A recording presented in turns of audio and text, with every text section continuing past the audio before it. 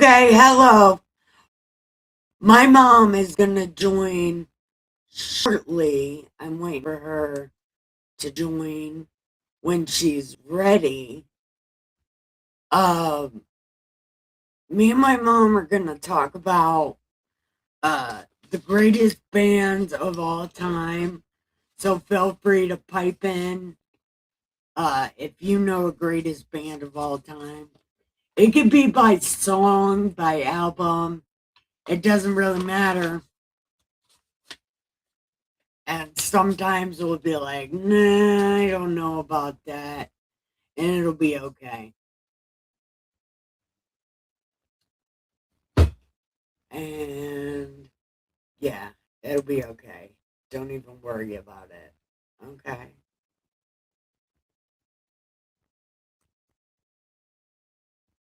Okay. So when my mom comes in, we'll do it like that. Okay.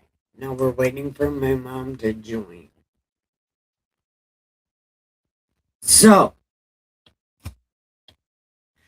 there's a few bands that I think are the greatest of all time. My my dad named all like old bands except for Nickelback. My dad loves Nickelback. And I actually put them on my list too because they got a lot of hits. There's a whole lot of bands. Like yesterday, me and my dad made two full pages. Well, one full page front and back. I guess that would count as two of bands that were really good. Actually, he said that were better than Dire Straits by song, by hit song, and like a page front and back. So like two pages.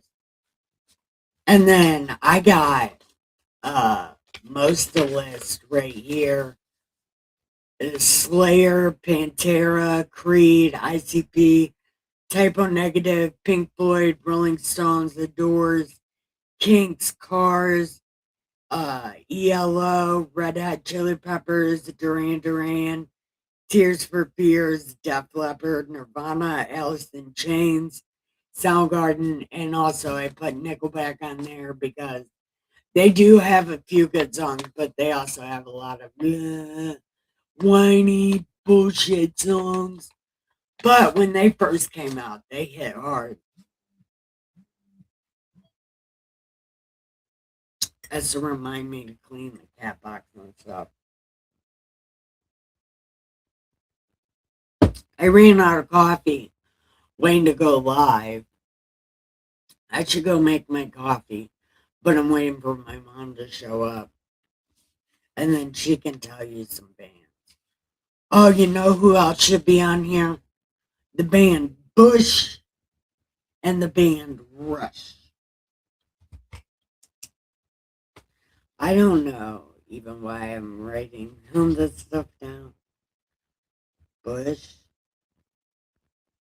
Because I'm doing it by head songs, and I like a couple of these songs.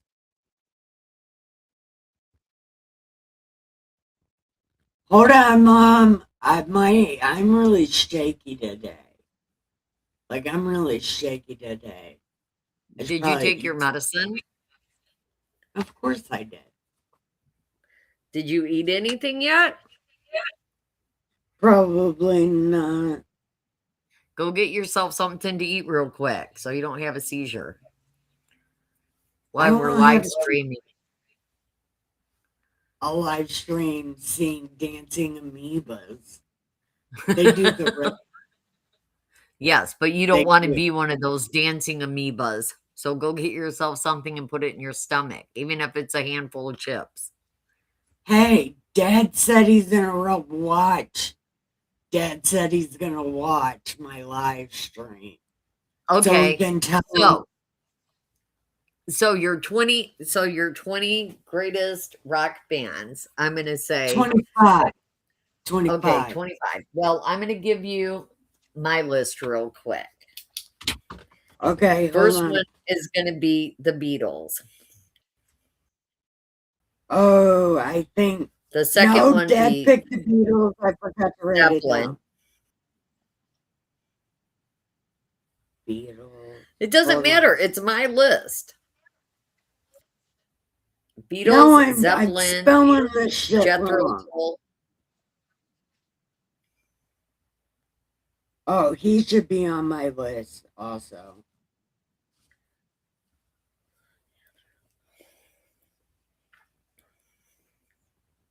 Okay.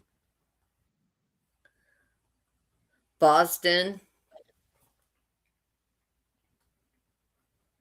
311 said hello, happy Sunday. Oh, Hold on, who'd you say? hi. Who'd you Boston, say? and then four. And then corn? No, I said Boston, and then Foreigner. Oh, foreigner. Foreigner. And then ELO. That's Electric on Light Orchestra. everybody's. Who? And the Moody Blues.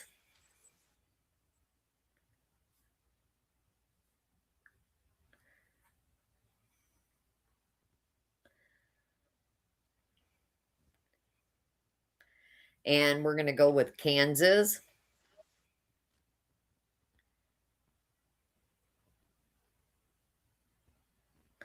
You can REO also put Speedwagon. other kind of.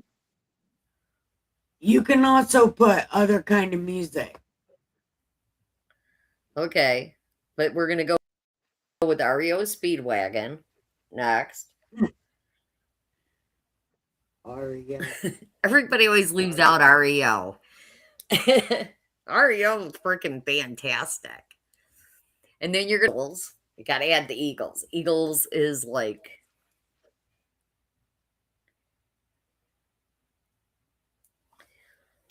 And then we're going to go with The Who.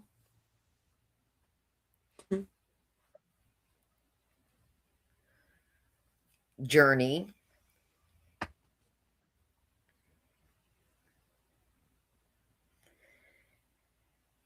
The Outlaws.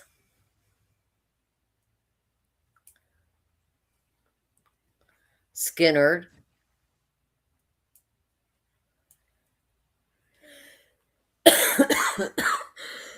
Hold on.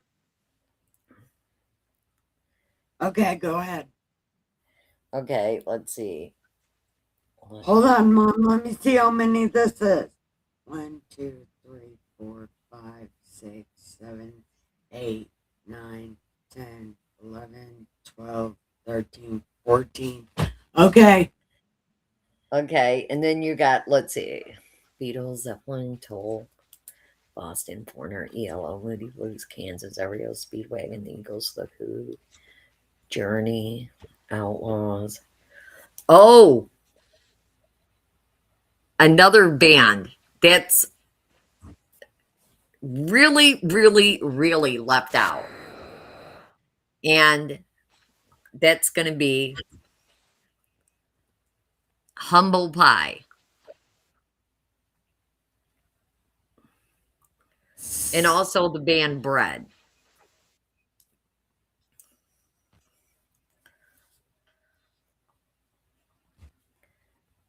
And you got to add the Stones.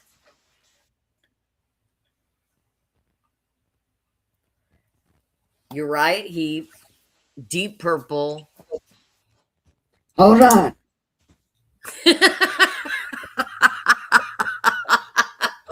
Well, I'm having a hard time spelling. Hold on. Okay, Uriah. URIAH. Okay. Who else? Deep Purple. Yes, Montrose.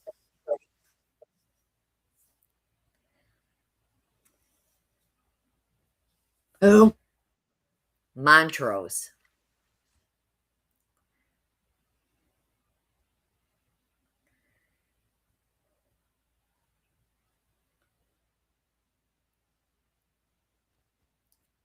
She's All my right, let favorite me song think. from them is Rock Candy.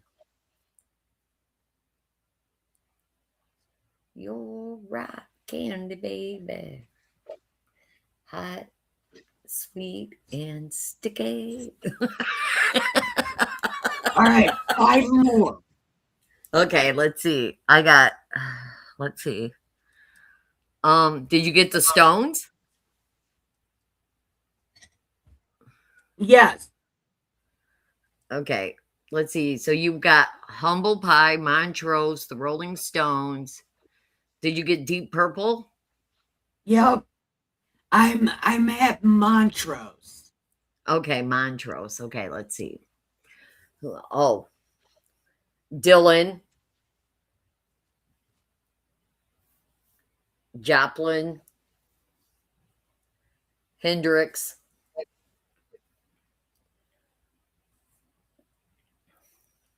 the Birds,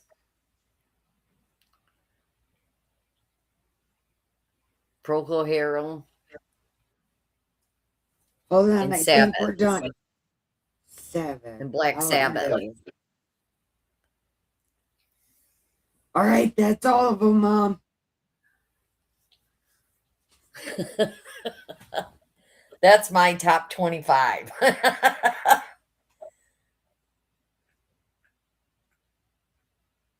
Yep. There we go. Okay. So, okay.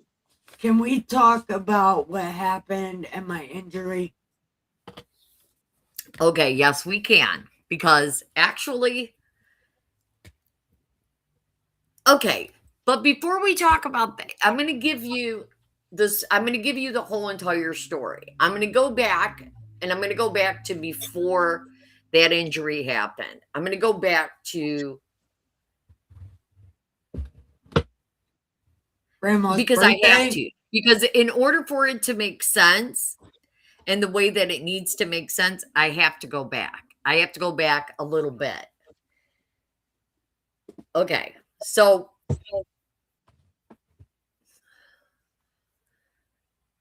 um let's see, how can I do that? Okay. So not that everybody already knows, I had a drug problem. I had an addiction issue. I had a couple of addiction issues, but anyway, I had went and I was struggling to get clean and sober. I'm going to do this the right way. So I was struggling to get clean and sober and I was struggling to stay clean and sober because I didn't know what I didn't know. I'm just going to say it like that. There was things I didn't understand. There was things that I didn't know how to deal with, and I didn't know how to get the help that I needed. So I had wanted to get clean and sober, and I remember I was praying about it and I was reading my Bible and I was still getting high. And I remember that. And I remember thinking, this is crazy. How can I read the Bible? How can I love Jesus, read the Bible, and not be able to stop getting high? And I didn't Hold understand up. that. And I remember, huh? Everybody, or Chris, said you named every great band. He said you picked great bands, and there's so many more. Neil said, and Chris said there are so many more. And Oh, I know. They I also know, said because we hi didn't even to, put Stevie Ray Vaughan on there. We didn't put the Winter Brothers on there. We didn't put Crosby, Stills, Nash and Young. We didn't put Buffalo Springfield. We didn't put Supertramp, Supertramp. CCR. Yes, Triumph. I mean, yeah, I know. Those were just the 25 I could come up with right off the top of my head. And probably because I had been listening to them recently. Mom, I want to say, you do a good job picking music. And also, hi everybody on YouTube and everybody on Pilled. I'm sorry I haven't acknowledged anybody but I couldn't see my YouTube until just right now. So Okay, guys, I you gotta apologize. excuse me because my cat is knocking on the door to get out. She's actually quite capable. She needs to grow about this much taller, and then she'll be able to open the door by herself, and I won't have to worry about it. Because she's Okay. really good at she knows how to open the door. She learned from our dog, who used to let her sit on his head so that she could push the handle down and he could shove it open with his head. So now she's almost big enough to do it by herself. Those two are a horrible tag team. The raccoons try to open my door all the time. Yes. See, Jax played her mama for a long time because we got her when she was a kitten. And so he was her mama. And so he taught her how to open the door because he wanted her to learn how to open the garbage can lid so that he could get into the garbage. Uh, They're a horrible tag team. Every bad decision that cat makes, she learned from Jax. okay. Chris wanted to add heart to the list. Oh, yeah. Yes, we need to add heart. And Super Tramp, Yes. and I can't see any of the other ones. Like I said, Buffalo Springfield, Dylan, Stevie Ray Vaughan, I'm Ronnie not James writing all that Dio. down. All right. Dude, there's so many. Are you ready to finish your story? I am. Okay. So back to what I was saying. Give me one more second. I love my cat, but sometimes I get annoyed by her. I want to tell everybody hi, chat in the chat. Okay. So And now yes, Ginger Nuts, I do love my family. Oh, the band is a good band. Oh, I know the band is a good band. And so is the Grateful Dead. We didn't even put them on there. That was on the list yesterday. That was But it on doesn't matter. yesterday's That was list. yesterday's list. This is today's list. You said All all-time right. favorite. I can't pick an all-time favorite because we didn't even put Triumph on there. And in my opinion, Triumph is a great band. Maybe everybody else doesn't agree, and that's fine. They have a lot of really good music.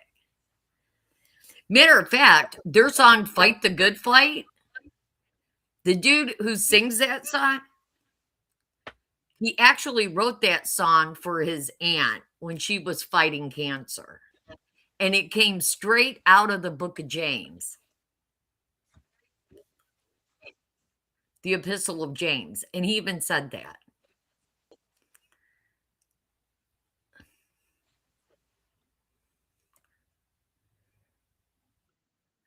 Okay, so back to what I was saying. Right, Chris.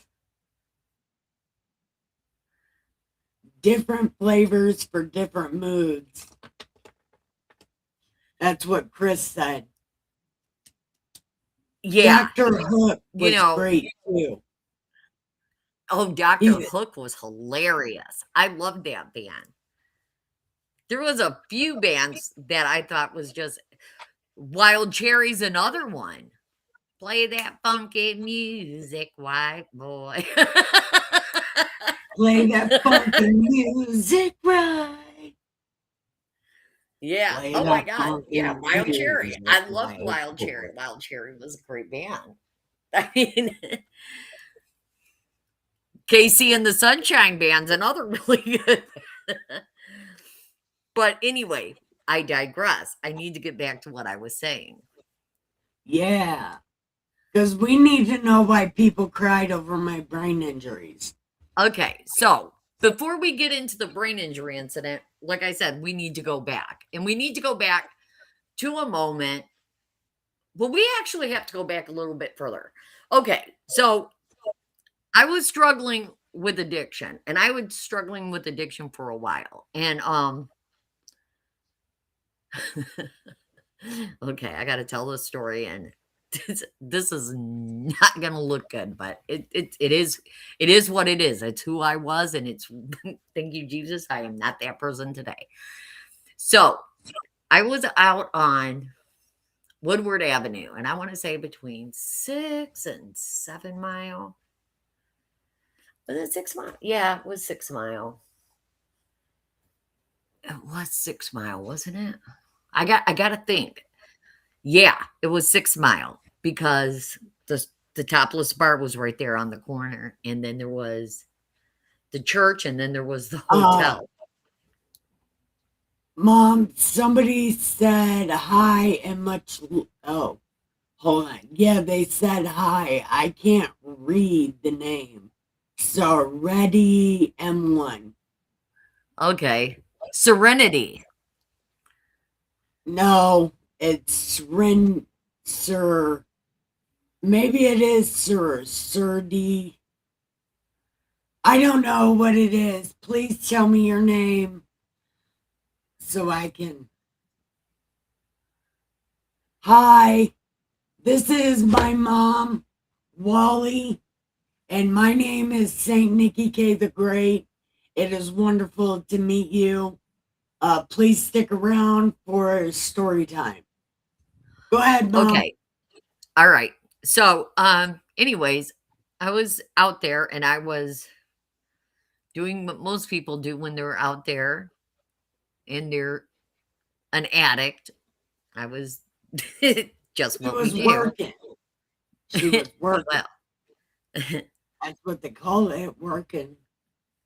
Or at least that's yes. what they called it when I was doing it. Well, it is what it is. It is working, it's just not.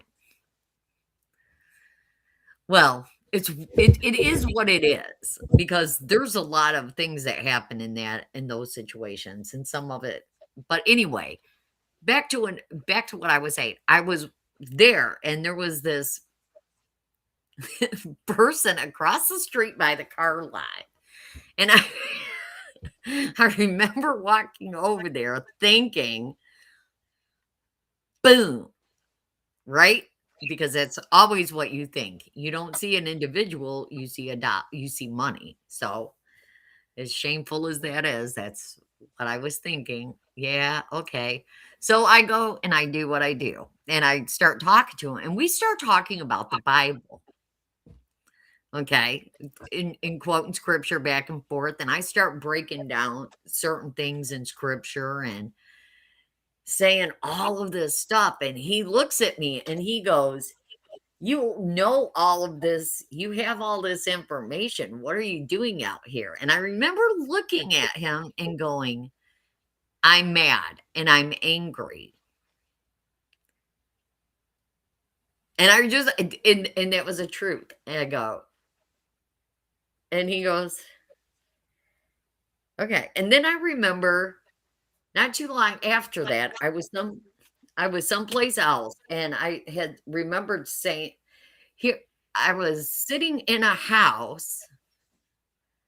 And for some odd reason, every drug addict on the planet loves Joyce Myers. It was a Sunday. We were all sitting in the house and we were all doing what we were doing, but we were all watching Joyce Meyer. I watched Green Acres.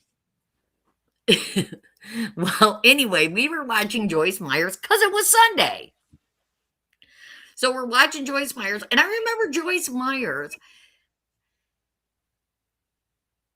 saying, well, actually, I'm going to tell you, it was the Holy Spirit talking through Joyce Myers to me personally. And I remember her saying, God never said that you wouldn't have issues. God never said that you wouldn't struggle. God just said you wouldn't struggle alone. And I remember just starting to break down and cry. And I remember praying, and I prayed the most angry prayer I have ever prayed. And I won't say it was well, It was anger because I was frustrated and I was angry and I didn't understand a whole bunch of stuff that was happening in my life. I didn't understand things that had happened in the past. I was just struggling. And I remember saying to God, if you want me, you can have me, but I ain't got a thing to give you. If you think you can do something with me, then do it. That was it. That was the prayer. I didn't ask to be forgiven. I didn't ask any of those things at that moment. I just made a statement to God. And apparently, God says, I'll take that. He goes, I accept. And he did. And then I remember I was still struggling. I was still reading my Bible. I was doing all the stuff I needed to do. And I was learning. I was meeting God for the first time. The real God, the God of the Bible, not the one that they tell you about, the fairy tale God that they teach you about in church. No, I was meeting the real God, the one that's actually in the Bible.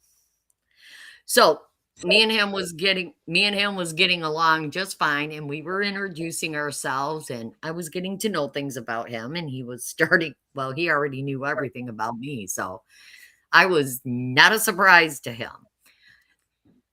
So I remember going I started to get clean and sober, and I remember I kept falling back, falling back, falling back, falling back, falling back. And I remember going into a church with grandma and Aunt Mary. They dragged me to church one Sunday. And I remember after church service, I walked up to the front of the church and I looked right at the preacher. And I swear, poor grandma, I love her. Her and Aunt Mary was standing there. And I remember I just walked right up to the preacher and I go, I love the Lord, but I can't quit getting high. I go, I can't quit doing drugs. I don't know what to do. And he goes, do you mind if I call some people over here? And I said, no, go ahead. So he started calling all the elders of the church over, and they all started laying hands on me and praying over me and stuff like that. And I was instantly delivered from drugs and alcohol 19 years ago. And I have never used a drug since or taken a sip of alcohol, nor do I have a desire to do so. So now, fast forward to a moment when I needed a dresser, and the Lord sent me to an AA meeting. Well, I didn't want to go to AA because I had went to one AA meeting, and they got upset because I kept talking about God and blah blah blah, and they didn't like it. Well, some of the people there didn't like it, and remember getting really offended by that. And I go, I'm not going to an AA meeting, Lord. I'm not going to an AA meeting, blah, blah, blah, blah, blah. But I would constantly be praying for a dresser. And he goes, go to the AA meeting. And so I go, fine. So I went to the AA meeting. I ended up getting my dresser from the AA meeting that he'd been trying to get me to go to for 2 weeks. Stubbornness. Pride comes before a fall, and a haughty face spirit before destruction, right? We are we are a stubborn lot. So I did go to the AA meeting. I got the dresser. I met my sponsor. I learned about counseling. I learned about journaling. I learned about helping others going through what you're going through, learning to use scripture, learning to use the biblical teachings, um, um, dealing with my own stuff. I learned a lot. And my sponsor, this is how good God is. My sponsor had a sister, and her sister died from a drug overdose, drugs and alcohol. And she couldn't help her sister because she was struggling in the same areas. And I remember she told me, she goes, I believe that God sent you to me to help heal me because I couldn't help my sister when she needed it. He goes, so he sent me you so I could help you. And I was like, that sounds something like what God would do. heal your brokenness by letting you help somebody else who's just as broken. And I learned a lot about God through all of these different interactions that I had. Even my counselor was a Christian, and it was through Catholic Social Services, and it only cost me $1 a week for counseling. And I went to that counselor for 5 or 6 years, I think. Yeah. She was amazing.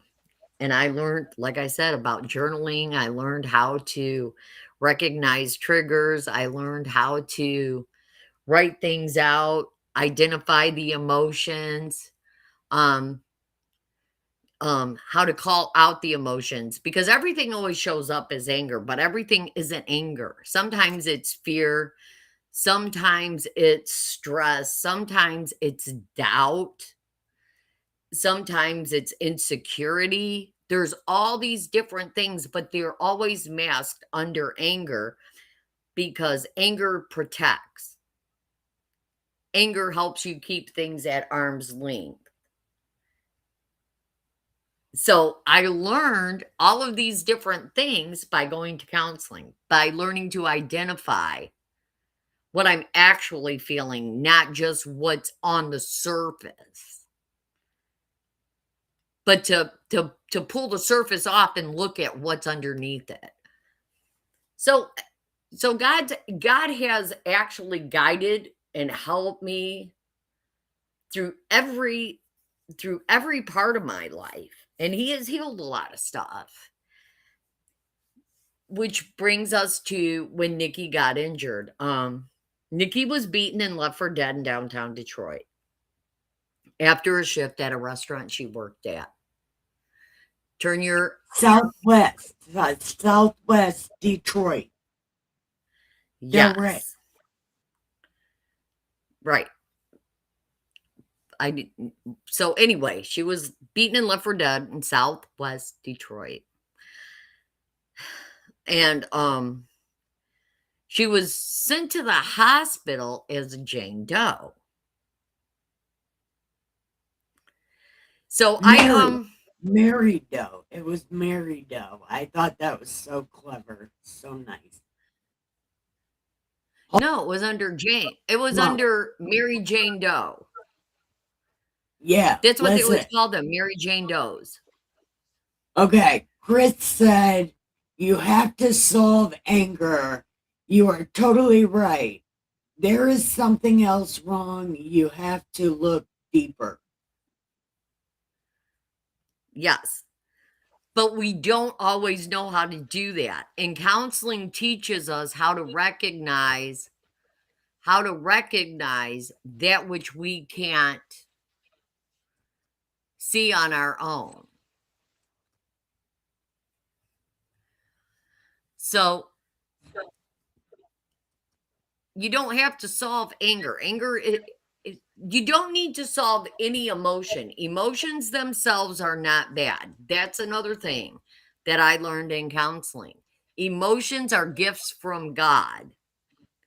Joy, peace, calm, all of these different things, they're gifts. It's what we do with them that makes them negative or positive. And you can be justifiably angry, but anger is usually the first thing that shows up so that we can. And then we have to look at ourselves and say, okay, so why am I angry? What is it about this situation that makes me angry? Am I really angry? Am I hurt? Am I disappointed? Because I shouldn't be angry over this. Am I fearful? And if I am, fear is just false evidence appearing real. I'm being afraid of something that I should probably look at differently. So, you just have to keep going through it. You have to keep writing it out until it comes up. Yes, that is exactly it. You got to ask why. The whys are always where it's at. Because the why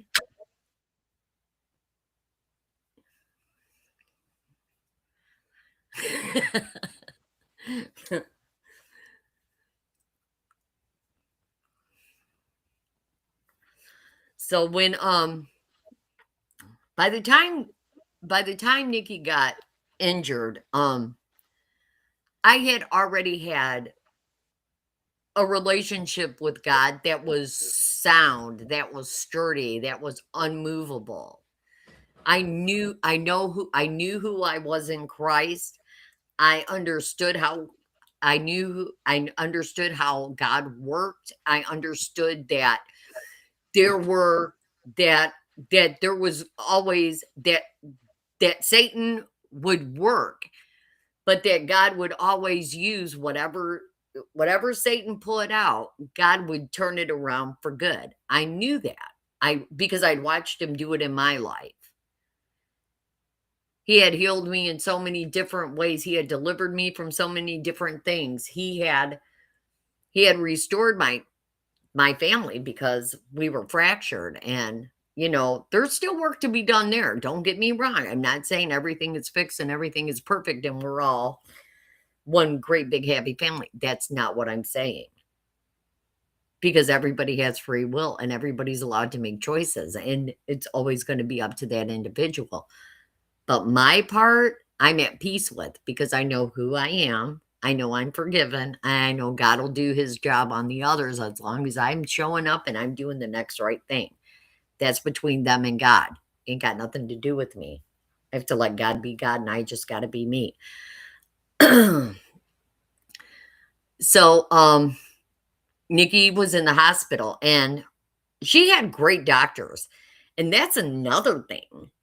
When Nikki was in the hospital, she literally, thank you, Jesus, again, literally had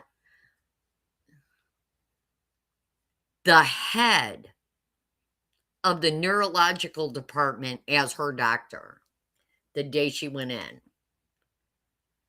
The man himself, who was also a professor who taught at Wayne State University or Western Michigan University. That's it. No, he was a Spartan. No, Wayne State. Most of the medical doctors out of that hospital were Wayne State graduates. The nurses were Spartans. They came out of Michigan State because Michigan State has a great nursing program. Love Michigan State, love Wayne State. Go Wayne, go Spartans. But anyway,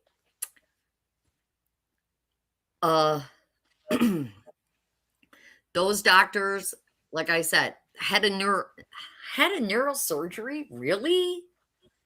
The head of neurological science was Nikki's doctor, and he was a great doctor. And he came into the room and he explained to me all the things that was wrong with Nikki, about swelling on her brain, about the tube in the back of her head because they had to shave her head. We actually got pictures of that.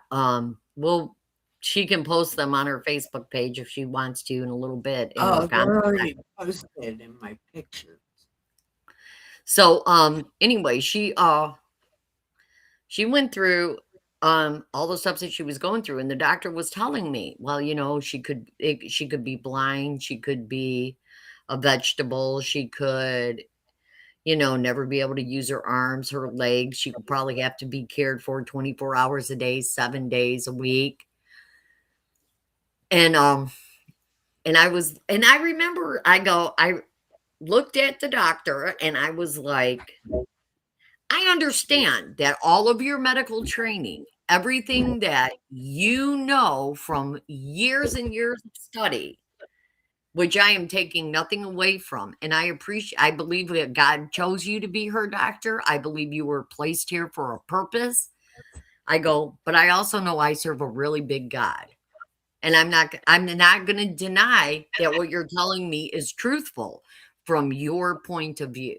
I go, but I serve a really big God. And I remember walking out of that hospital and started making phone calls, calling TBN, calling K-Love Radio, calling WMUZ, calling all these different radio stations. and going to all these different churches. My brothers, my sisters, my nieces, my nephews, everybody was going to churches, putting money in offering boxes and asking to keep Nikki on your prayer lists and things like that. We had people praying literally everywhere around the world for Nicole. Even, it was just, even our friends were praying. I mean, everybody was praying. Um, and so when things started, things were going the way they were going, I was going into Nikki's room and I was reading scripture to her every single day, reading scripture to her every day, every day, every day, every day, praying over her. Not only did God pick Nikki's doctors, but he also picked her nurses. And she had a couple of nurses. She had a couple of nurses that were Christians who who would put Nikki on their prayer lists in their own home churches, which was amazing on itself. So, I mean, even the staff was praying for Nikki, which you don't usually see in hospitals. You should see more of it, but you don't. You don't see it as often as I would I would hope you would. And I remember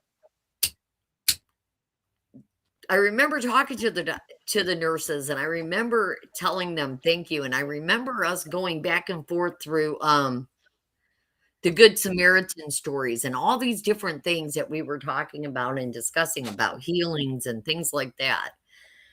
And I remember going home, and one morning I was getting ready to go to the hospital to see Nikki because she was still in the coma ward because she was still in a coma. And I remember sitting on my front porch, and I was drinking my coffee and doing my praying, which I did every morning. I would always go outside. I don't know, it just felt peaceful outside. I would always go outside in the fresh air, and I would pray, and I would talk to God, and we'd have our conversations.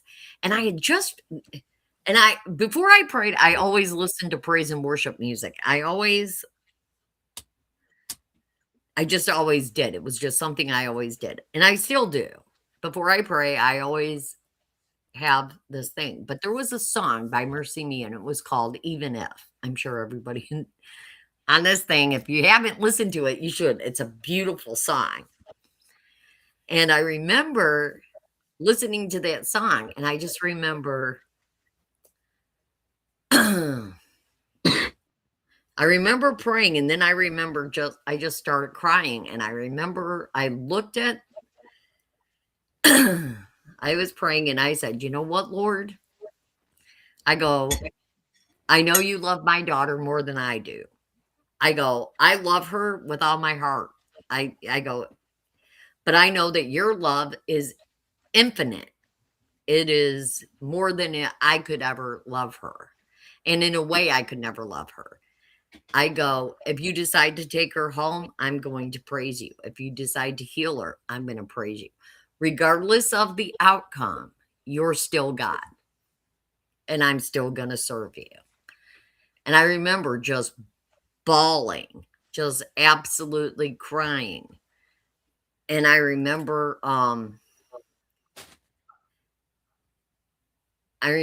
getting up, getting me another cup of coffee to go, grabbing my car keys with this determination. I had this determination in me that no matter what happened, God was still God. And I had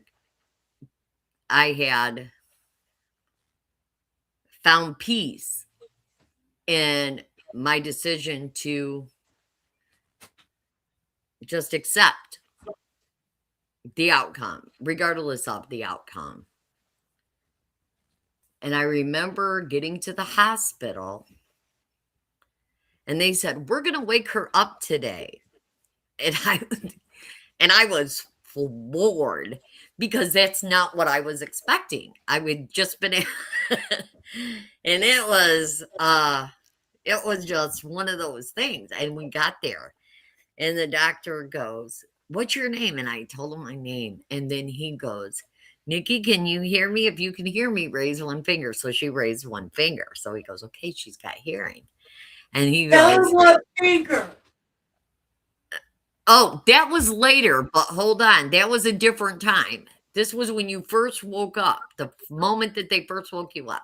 They go, Nikki, raise up your first finger. So she raised up her first finger. And then he goes, he goes, Nikki, I'm going to ask you what your mother's I'm going to give you three names and you tell me when I raise your finger when I come to your mom's name.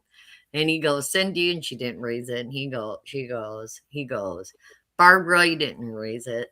She goes, Juanita, and Nikki raised her first finger. And he's going, okay, she recognizes your name. He goes, now say something to her.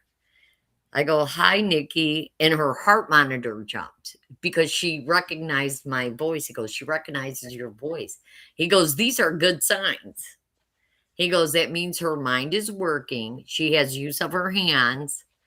She couldn't talk at that moment because she had a tracheotomy at that point because she had gotten the flu and she had buildup in her lungs because of having to lay flat to drain the swelling off of her brain. So she had gotten inflammation in her lungs, and that was the only way that they could clean it out. They had to give her a trach. So then they finally got her to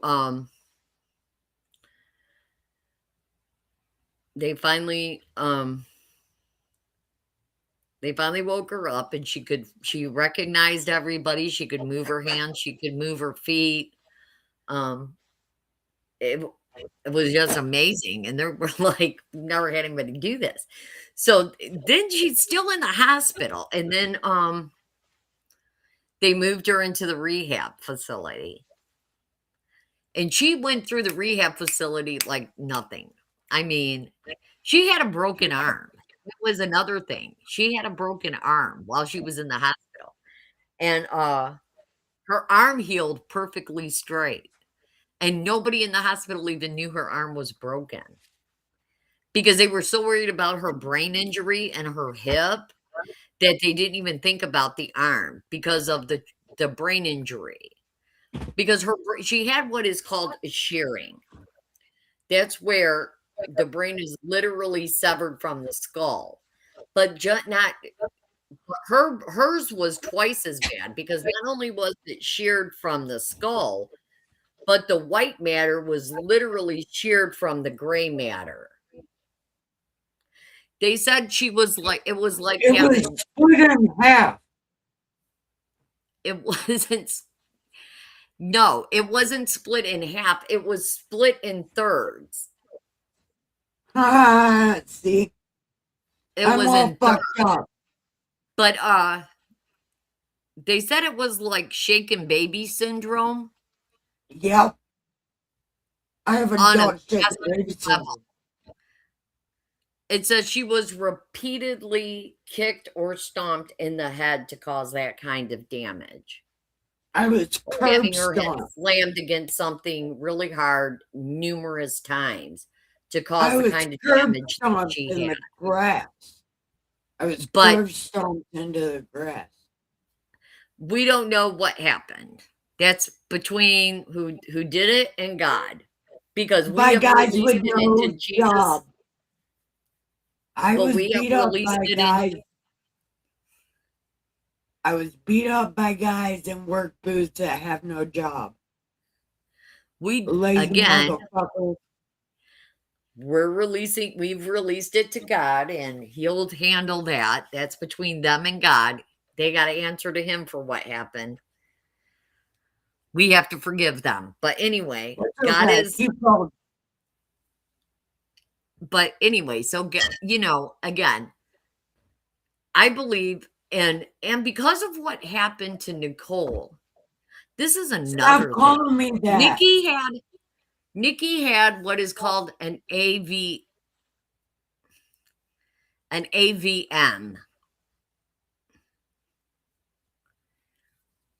She had an arterial Venous vein, malformation. right.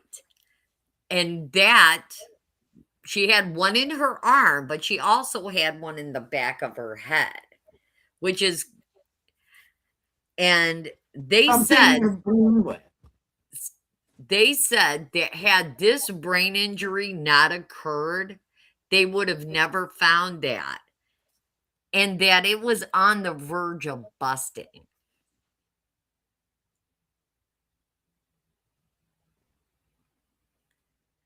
So there Yep. was a tragedy, yes, but the tragedy ended up saving her life from something that she could have never came back from. It would have killed her instantly. That's what they said. And they had to do 2 surgeries to fix it. Back-to-back surgeries. Take her into surgery once and then take her into surgery a second time. But she had to have 3 Half of my head removed, along with she my had to teeth. have 3 surgeries because she had to have one in the front, and then she had to have the one in the back and the one through her leg. Because she had to have actually, yeah, because they had to put a drainage cap in the back of her head when she first went in, and they had to split her skull to fix to drain that. So she was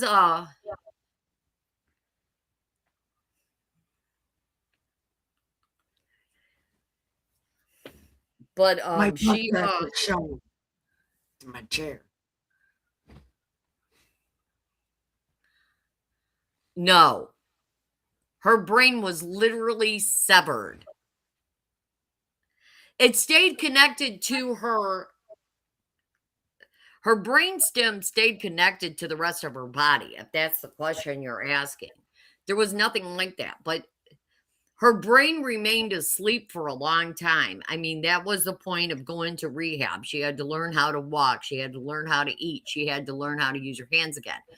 Not that she couldn't use them. It's just that because she was in a coma for so many months, that that they became slow and she had to get those. It is a miracle because every time after Nikki left the rehab facility, Nikki was doing things that they never thought she'd be able to do. We had even walked into the hospital a few times and they're like, Nikki, you're walking without a walker. Nikki, you're doing all this stuff by yourself. They go, we didn't think you'd be able to do this. The one doctor cried. Yes, one doctor did cry. One doctor literally cried. He goes, I can't believe you're doing this. He goes, this is amazing. This is awesome. He goes, they said you couldn't do this. And I go, yeah. But I God learned is how to good. walk. I learned how to walk 2 weeks after I got out of the hospital because I hated that fucking walker. Oh my God, it was so noisy. And I remember her exact words, I am not a victim. And I was like, good for you. Good for you. You are not a victim.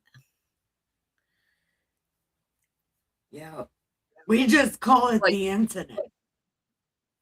but she survived it. And I just remember even when I had to take her to the emergency room over some kind of a detail. Something happened and I needed to take her into the emergency room to get it looked at. Oh, I took some acid. Remember, and you called and yelled at Vinny, and I had 7 seizures at one time. I I do. was That's what it was. But anyway, they flushed her system and she was fine. And I remember we were walking out of the hospital and one of the ER doctors was actually one of the neurological doctors that was there on the very first day she was brought in, and he worked under Dr. Muhammad. And when he seen us walking out, he looked at her and he looked at me. He goes, They said she wouldn't be able to do that. I go, I know. He goes, but look at her. She's doing it. I go, yes, she is. I go, Nikki, say hi. And she goes, hi, do I know you? And I go, yes, Nikki, he was one of your very first doctors. He goes, she's doing good. I go, I know. But yeah, I mean, all the doctors were shocked. I was not shocked because I know who I serve. I know what God's capable of. So,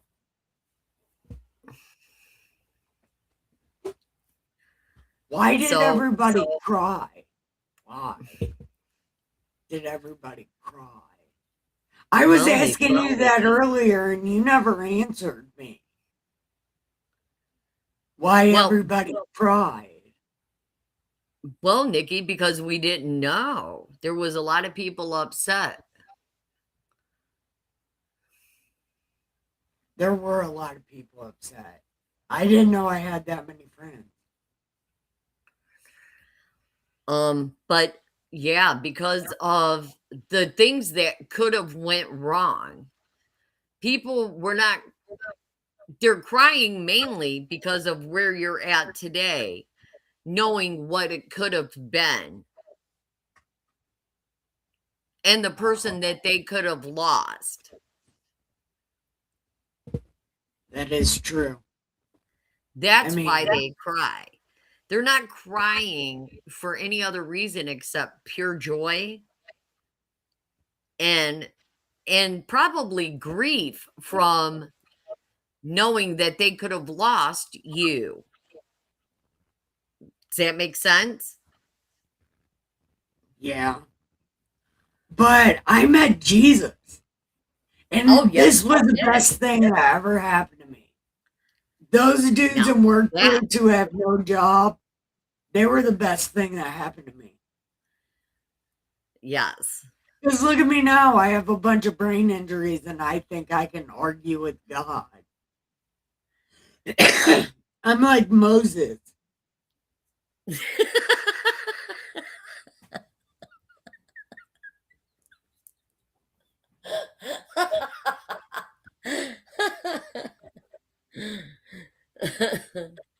I'm leading people to the promised land. Well, no, Moses didn't argue with God. You know who argued with God? Jonah.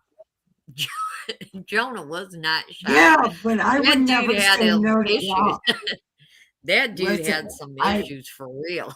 I mean, I have yet to say no to God, and I have yet to. I have not to say no to God. I learned that. Yeah. But Jonah said no.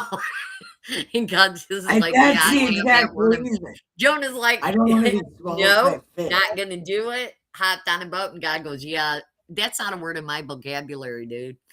So, so he brought a storm. He brought a storm and a fish. He's like, how you like me now, dude? He goes, you thought you had it. Why I'm not doing that. Yeah, he's like, what? Michelle said hi, and Chris said, that's amazing. I was on crutches for a year learning to walk again. It's crazy hard trial. I'm telling you what.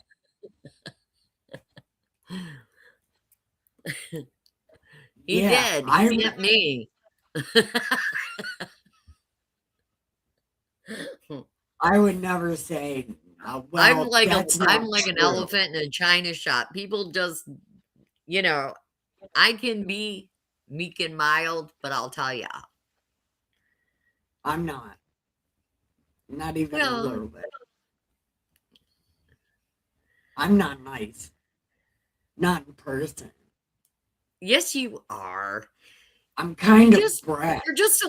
You're just rough around the edges, and that's okay. I'm rough around the edges too. Yeah. I'm like an elephant in a china shop. I have that's why I don't touch. That's why I don't touch nice things because I'm really bad at things. Okay. So, what do you want to talk about now? Um, I don't know. I just want to We say, can talk about we can talk about how you're doing since well, you can tell the people who all died and then tell us how you're feeling okay, because so okay, well, I can only say it's a little bit because it's still under investigation. This is not, I can't talk about things I can't talk about. But what I'll well, say I'm not is saying that I that. lost. Okay, stop. So in 4 months, I lost 5 people. 5 people died, literally five. I lost my brother-in-law in October. I lost my sister in December. I lost my mom in April, and I lost my husband in May. So, and prior to that, I lost my mother-in-law and my father-in-law. And my other daughter, Ashley, lost her mother. So, there's like 6 or 7 people who died, and 4 of them died in like literally from October to May. The other ones died a few months or almost a year before that, but still devastating nonetheless. Was It's that like a my favorite? Naruto statement. I like people rough around the edges. And not okay. I'm getting off track. But anyway, um, so yeah. So I had just gotten I was just starting to get through losing my brother-in-law when my sister died. And like within 2 months of dealing with the death of Chris, I ended up having to deal with the death of my sister on top of it. And then within 4 months of losing my sister, I lost my mom. And then literally 29 days after I lost my mom, I lost my husband. So it was, let's just say this year, the end of last year and the beginning of this year has been quite difficult. I was struggling with money issues. I was struggling with, you know, just anything that could go wrong on top of losing people literally happened. Like I was literally down to eating cereal and every once in a while a bologna sandwich for like 4 months. I was struggling to keep the phone bill paid. I'm telling you, it was tough. It was rough. Could barely keep my lights on, keep the gas bill paid. There was just things happening, and I was just like, you know what? I know God's got this. I know God's got this. I know God's got this. But there was still things that I was sitting back going, what am I gonna do? What am I gonna do? And I was literally running around, like calling the gas company, calling the electric company. Still need to get a car. I can't get a job because I can't get a car. There's a lot, you know. It's in some ways it's getting better, and in other ways it's still hard because I still need a car. I can't go anywhere. I can't do anything.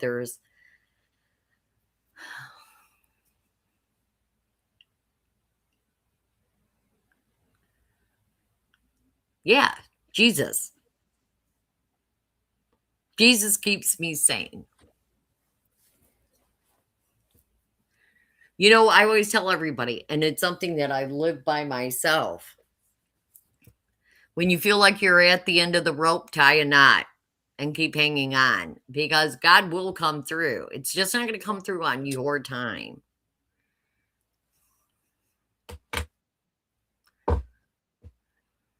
If it's not your time.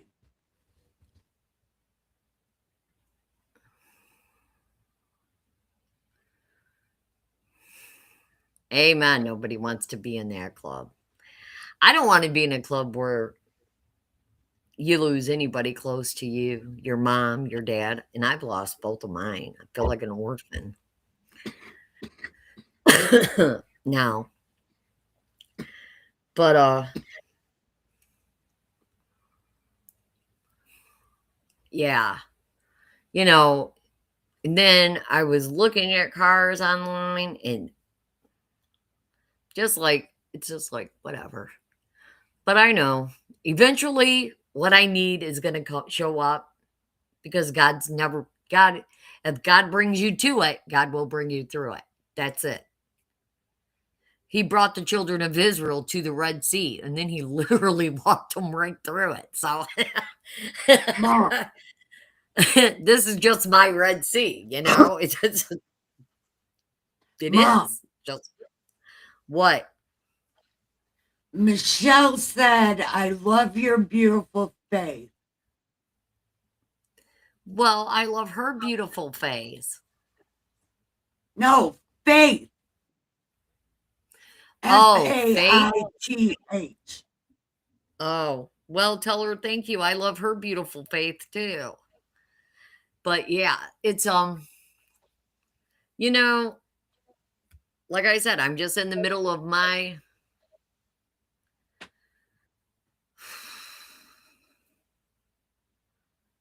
I'm just in the middle of my Red Sea moment. So I just gotta just sit back and wait on God's timing. Everything is gonna do what everything needs to do when it needs to be done. I just have to keep putting one foot in front of the other and allow God to do what God needs to do. I'm in the process now of going through everything. Everything belonged to my sister, everything that belonged to my mom, my brother in law, my husband. That's a whole nother situation.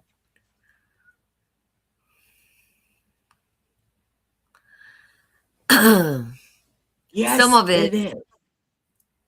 some of it is Don't be you know, crying. no, no, kind of, but no. You know, the sad thing isn't that they're gone.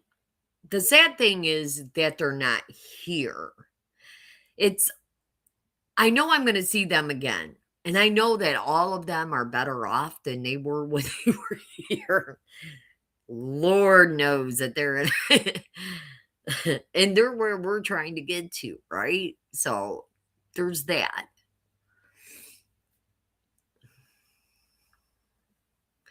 She is just, you know,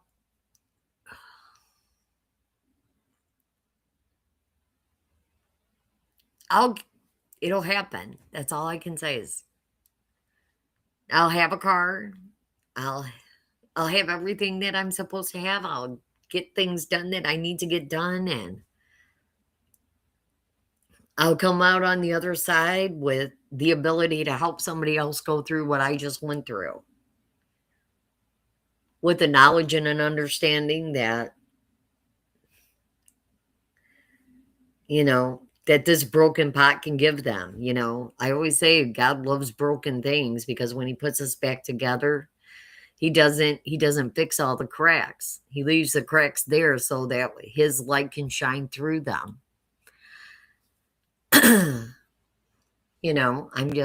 I'm just a broken pot with a few more little cracks. That's all. So, I'm just gonna keep hanging on to the end of that.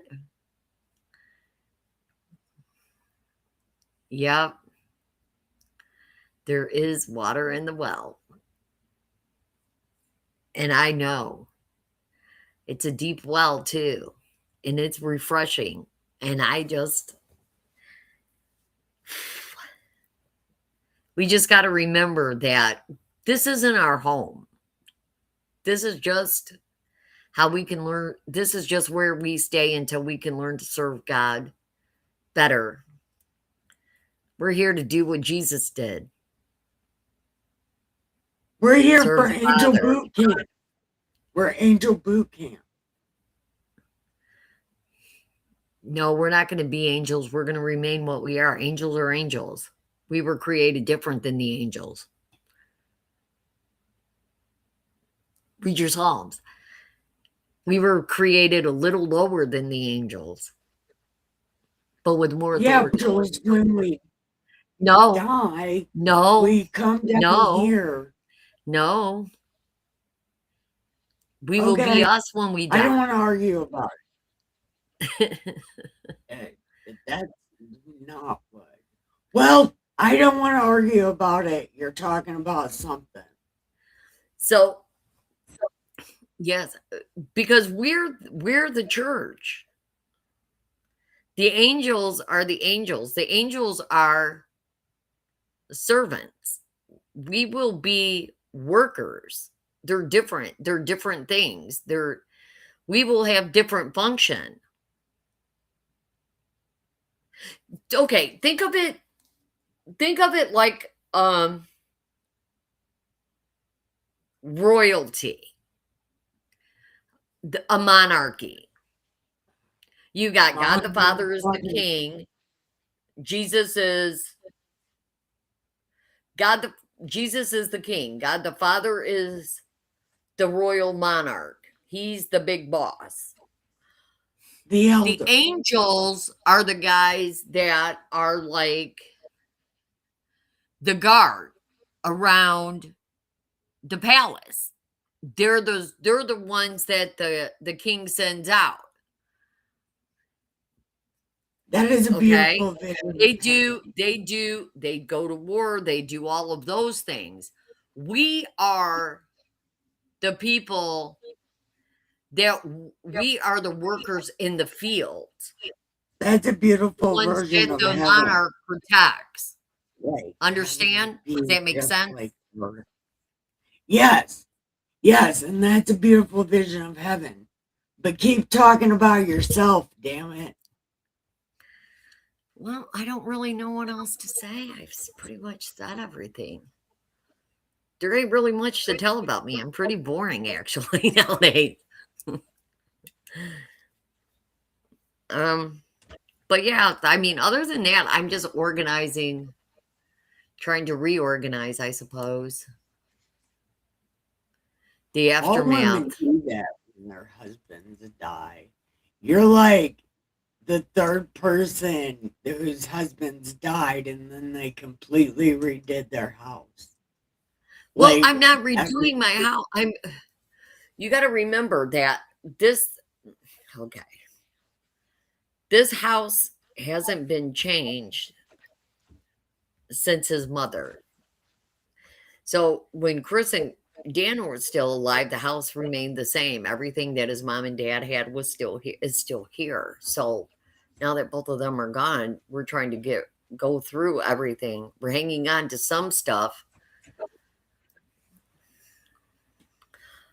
So we're trying to get rid of the stuff that needs to gotten rid of, and we're trying to keep the things that we want to keep. are sentimental. Right.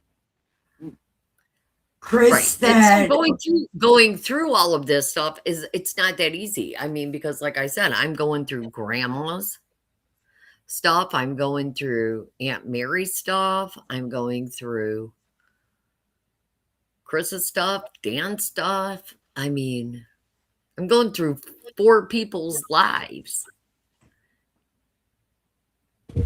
6 people's lives, actually. So, I mean, are you going to give that guitar to my son? There's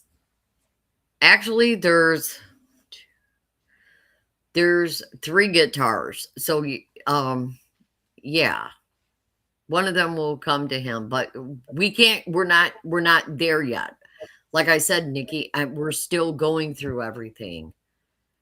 Yeah, I It's not know, as but easy as you think. no, I mean, you found the guitar, you I found know. Chris's guitar, Dan's brother. Oh, I haven't got through grandma stuff yet. I told you, there's 6 people here. Hello. I got to go through 6 people's lives. that is true.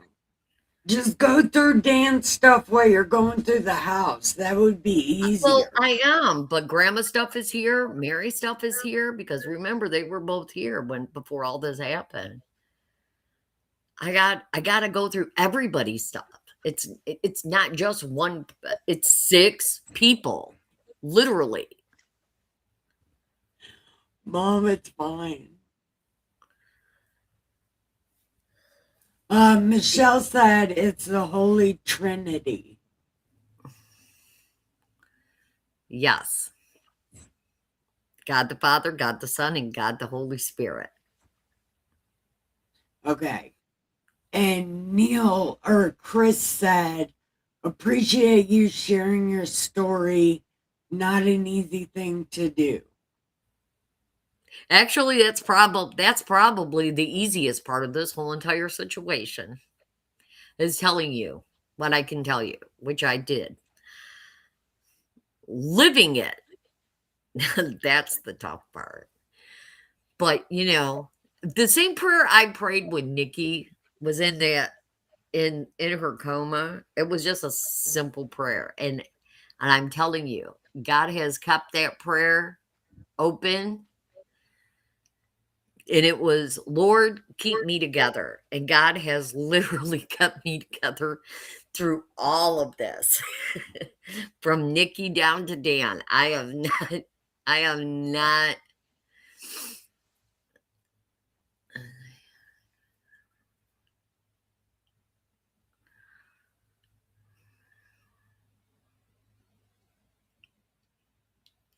Yeah. I mean, sorting through it, that's the thing, because you start missing them all over again. And again, it's you just miss hearing their voice when you see this stuff. I miss Aunt Mary cracking my back. I'm not even gonna lie, that's the only reason I miss her. Because I need You my know, I back miss I stepped miss on so I'm bad. I miss her insane phone calls. Oh my Me too. She god. kind of called me like every day when she was in Mexico.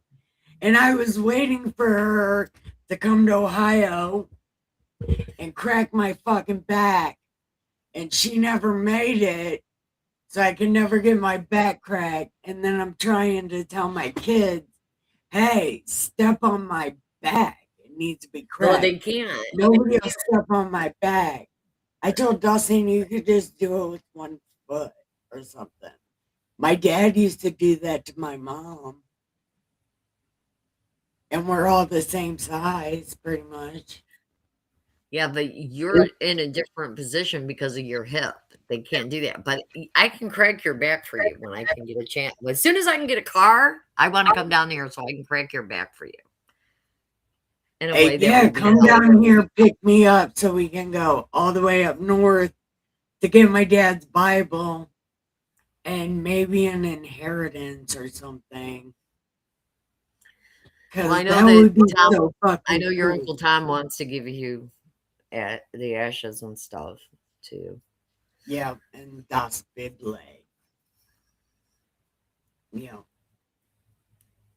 And I mean, that would be cool.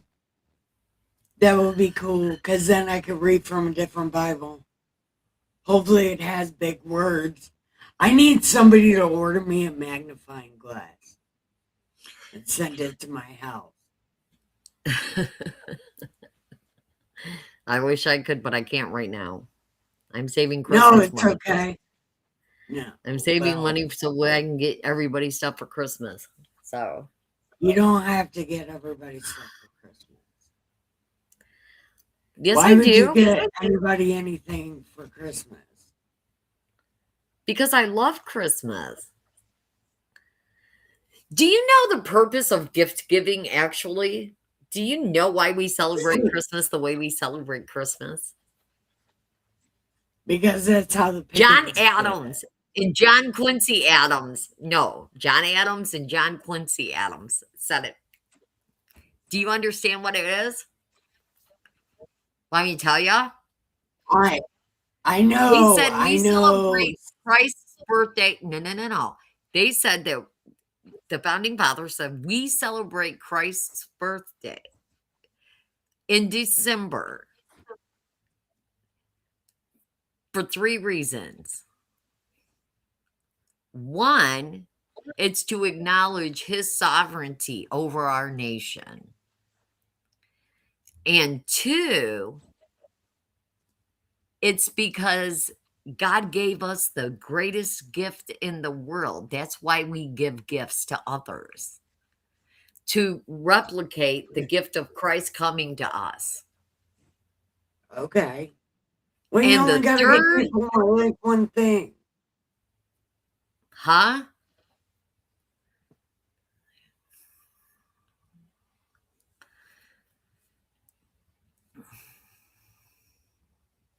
Yeah. The going through people's stuff. Having Yeah. to. And then the third thing is the reason we decorate a Christmas tree is because of the star that shines so bright in the sky that led the wise men to find Christ. And so we decorate with lights and festive and all of these things to celebrate Christ That's good. and what he and who he is.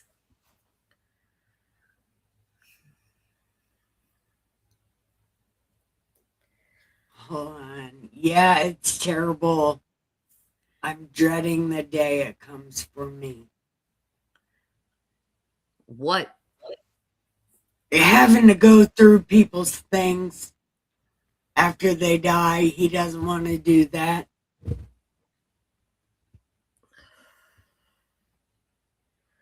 No, it's sad, but it's also, like I said, I found going through some of my sister's stuff, I found probably one of the greatest things I could have ever found. And I love it. And I'm going to show it to you guys right now. And Nikki, you'll remember this because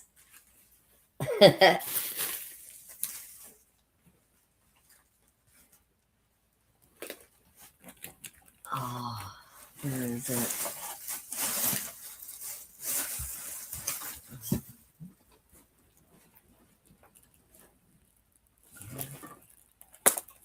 No, I can't find it right this second. But it was a picture of my mom on her wedding day to Chief.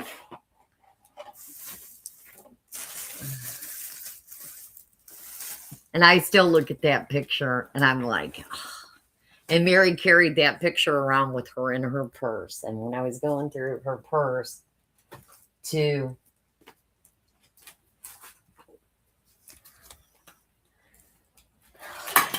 make sure there wasn't anything in there that I couldn't throw away.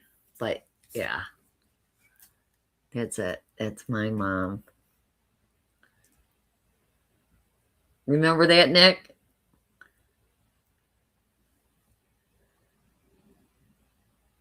Yeah, that's Chief Blackhawk. For their day, we were reading about Esau, and then all his kids were named Chief. That's Chief Blackhawk and Betty O. Blackhawk. I'm gonna have to do this for my parents. Oh well, I'm sorry that that we're talking about these kind of things today. but it's cathartic. It's very cathartic, and it's nice to get off your chest things. Yeah, it's a very emotional stuff. But anyway, guys, I'm going to let everybody go because I need to turn my air conditioner on because it's hot in this room. And my air conditioner is super, super loud because it's ancient. But I call it the beast because it growls like one. It's like, okay, beast. But yeah, but it works really good. So I'm not going to get rid of it until I'm not getting rid of the beast until it dies. And I think it's hanging out of pure spite. Thing is 40 years old, 50 years old. That's how long that thing's probably been in that window. That's when things were built good. Again, it's like there's a reason I call it the beast.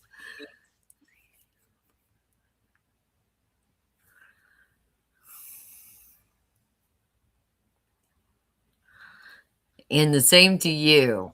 And yeah, like I said, I knew my mom was going to pass. She was getting slower. She wasn't able to really talk anymore. She wasn't making sense. Words were no longer coming out of her mouth. Just,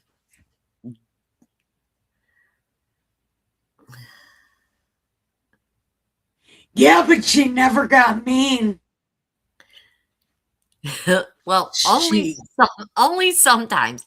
Like, okay, so my mom couldn't go to the bathroom by herself anymore, and I would always take her into the bathroom and put her on the potty and stuff like that. And I would set her down on the toilet, and I was getting ready to help her get up, and because she had dementia, she had Alzheimer's, and she goes, "Why don't you just leave me alone and mind your own business?" And I just remember looking at her, going, "I would love nothing more than to be able to do that, pretty lady." I go, "I love you." I go, "But I'm going to help you get up now, okay?" I go, "Just grab a whole lot of bar. Watch, we're going to do it this way." And she'd do it, and then she'd go, "Okay," and she would completely forget that she was just screaming at me 5 minutes before. Just where she was at. It was like, okay. Like I even had to shower with her. She couldn't shower by herself. I literally have to I take the hated that shit. Look, huh? that is real fucking life, and I had to go through that, and I still can't take a shower by myself, and I still can't wash my own fucking hair. And I've been like this for how long, Mom? 2017, 18, 19, 20, 21, 22, 23, 24, 25. This will be 6 years tomorrow, or 10 years tomorrow, that I've been so fucked up, and I still can't shower by myself, and I still have no spatial awareness. I shoulder check the wall all the time. Can we talk about me for a minute, Mom? Turn your air Yeah. conditioner on, it'll be fine. I promise Okay. I can overhear it. But Turn it anyway, on. but I wanted to finish saying what I was going to say. So I had put my mom in the shower once. And because I was squirting her down with the water so I could wash her with soap, she got so mad at me that she literally smacked me. And I was like, "Look, lady, you can't do that in this small, condensed little room. You're going to hurt yourself." But and again, and I understand, and it's because she was afraid of water, and I found out later on from the doctor that the doctor had told me, just wet the cloth and then wash her. You can't just run water over her. She's not gonna because she's afraid of it. They go, most people with dementia and Alzheimer's, they're fearful of water. It's just natural for them.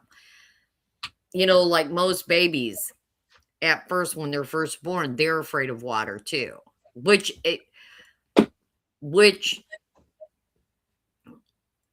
I don't understand, but after they come out of the womb, you know, and I think it shocks their system. I think that's what it is, and I think that's why she reacts the way I think that's why they react the way they react.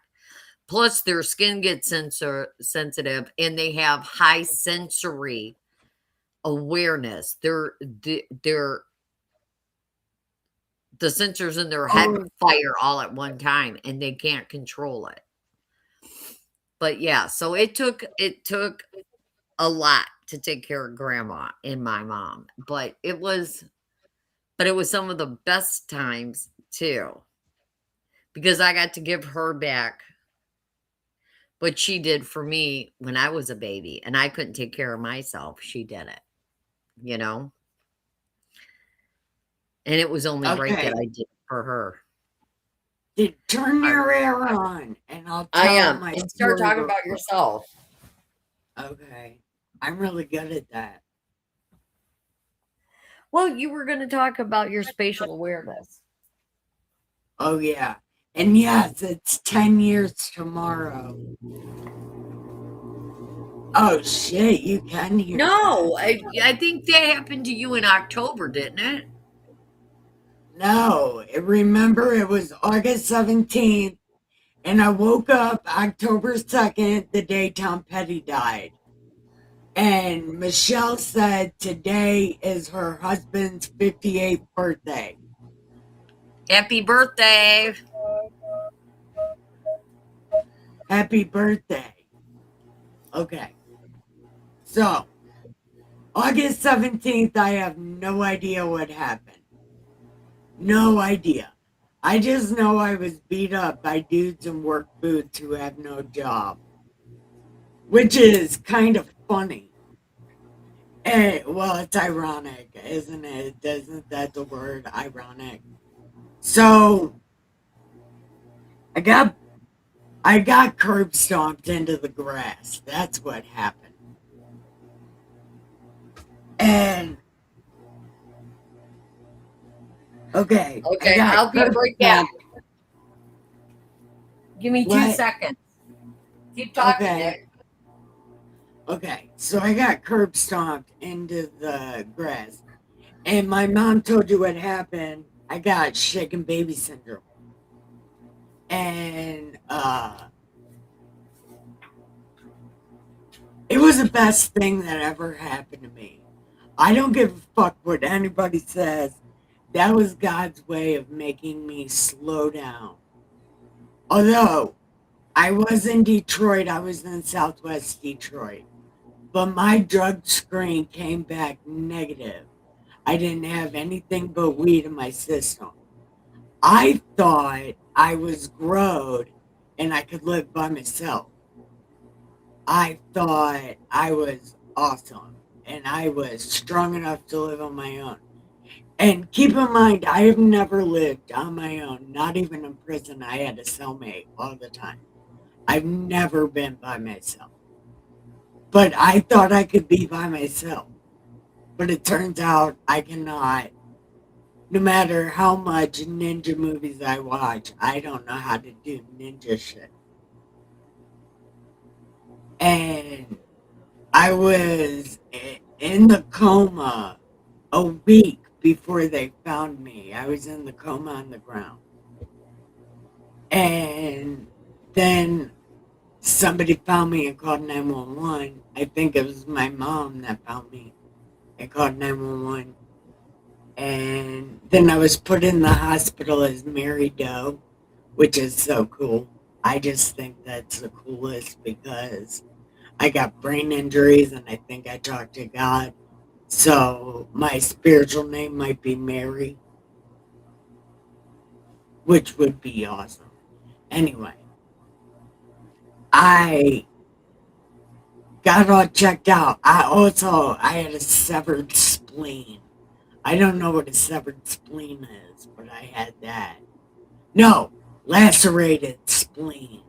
I don't know what that means. And a broken arm. All my ribs were broken. My mom says hip, but it wasn't my hip, it was my ribs.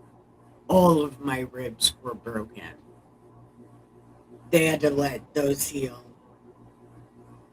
And then they put a stent in my head. That was the first brain surgery.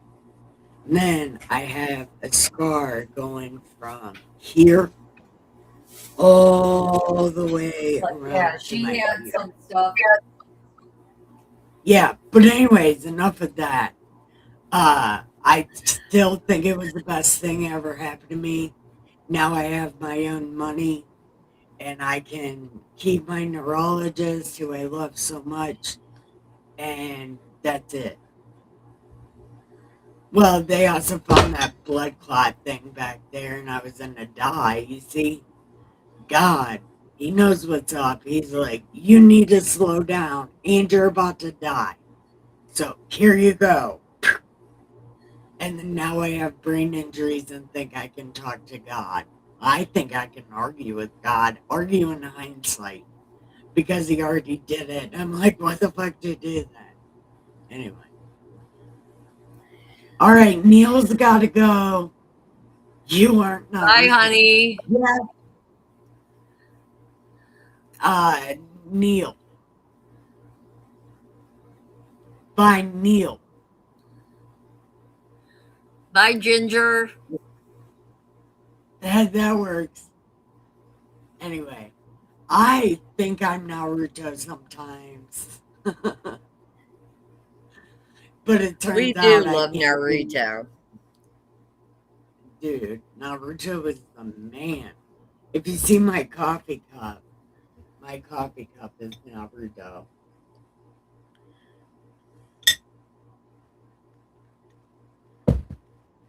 But anyway, um,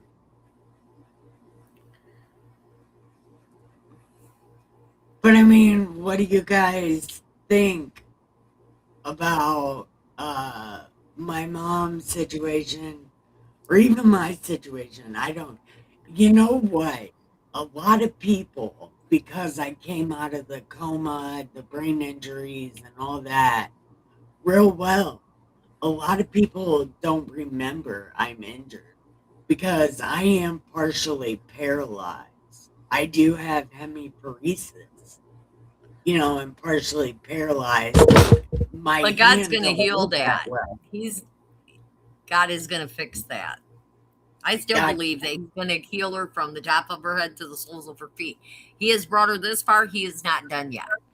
But I will tell you also okay, that because of what happened to her and my ability to trust God through it and to keep everybody focused on prayer and forgiveness and things like that, He has done amazing things in my family. My brothers, my sisters, they're all reading their Bibles. They're all praying more now. They're all looking into things that they were dead set against up until this happened,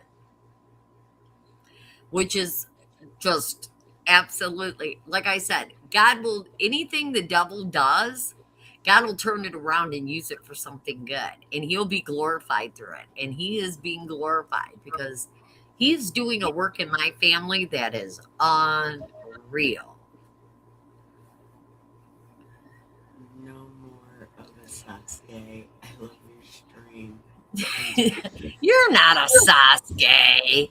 You're more, you would probably be more of a Kakashi or even a Gara. You don't know that, Mom. He is Huh? broody.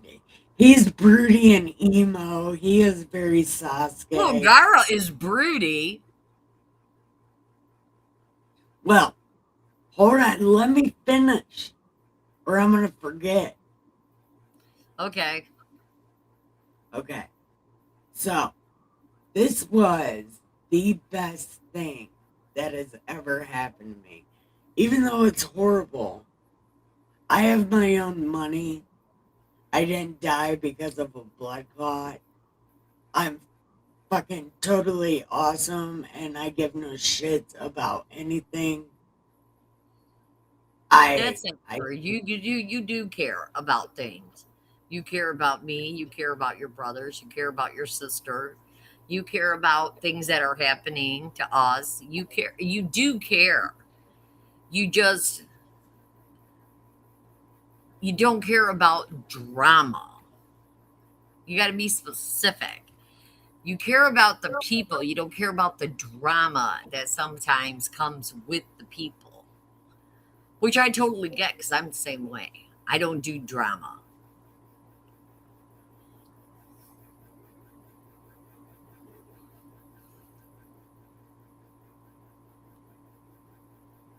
Wouldn't you agree? yes, I'm trying to I don't know what's happening.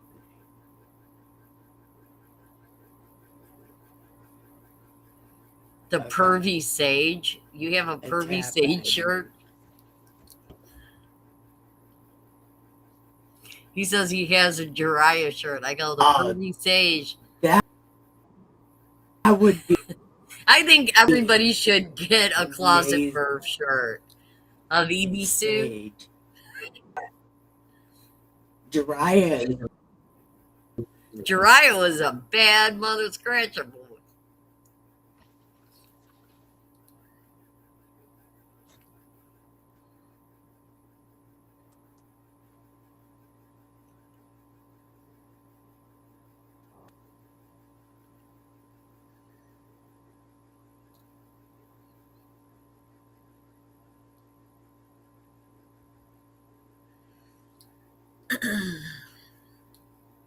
Okay, it's working.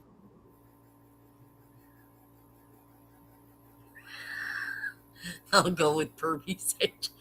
Come on, the closet perv was hilarious. Ibisu was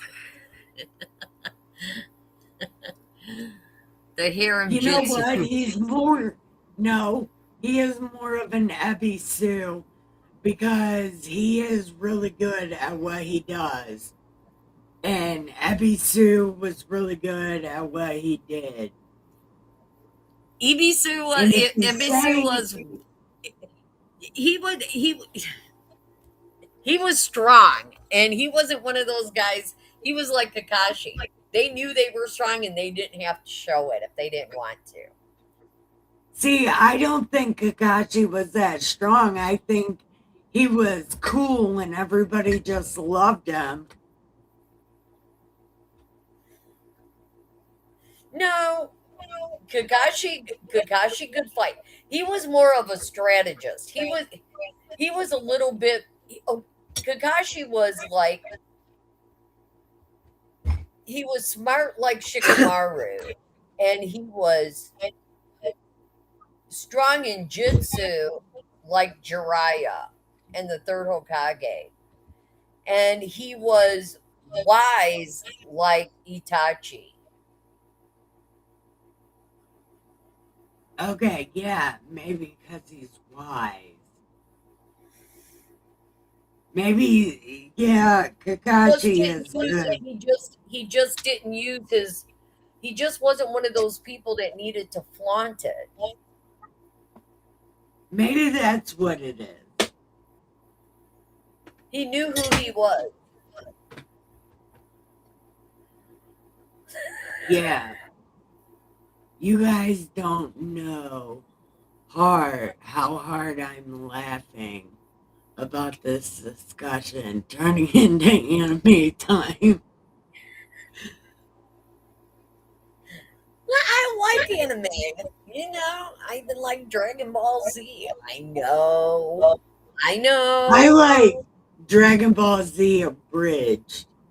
That was the funniest shit I I've like ever Dragon Ball seen. and I like Dragon Ball Z. Those, oh my god. Those guys are hilarious too. But nobody beats you know, but I again, and I'll tell you, one one of my favorite all-time characters is Kisame Hogasaki, because man, he was so. I never seen anybody get so offended at somebody not remembering who they were as he did at Guy Sensei. He was highly offended at that dude every time he saw him. He's like, "You still don't know who I am?" He goes, "No, have we met before?" Oh my god! Naruto I is the best shit out there. I ordered Disney just so I could watch Naruto. I love Naruto, and I love Dragon Naruto Ball, is fucking and I amazing. love Dragon Ball, and I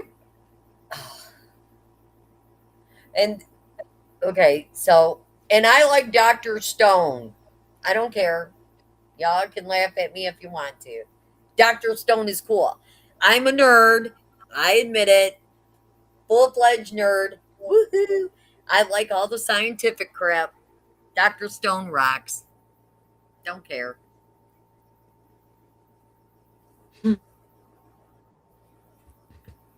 Nobody else has to agree. I don't know who Dr. Stone is. Oh I my don't watch god. other anime. Oh, you gotta I only you, watch see if Naruto. it's on Disney. You gotta watch. You gotta watch Dr. Stone. Dr. Stone is hilarious. Dr. Stone. My Disney ends tomorrow. Well, that's tomorrow. Oh, good. Yay. Somebody else who thinks so. Boo. I just like the science. I don't even know. Oh, you got to check out Dr. Stone. Look it up on look it up on your YouTube thing. But yeah, Dr. Stone is cool. Dr. Stone. I like all the nerdy scientific stuff. It's just really freaking awesome.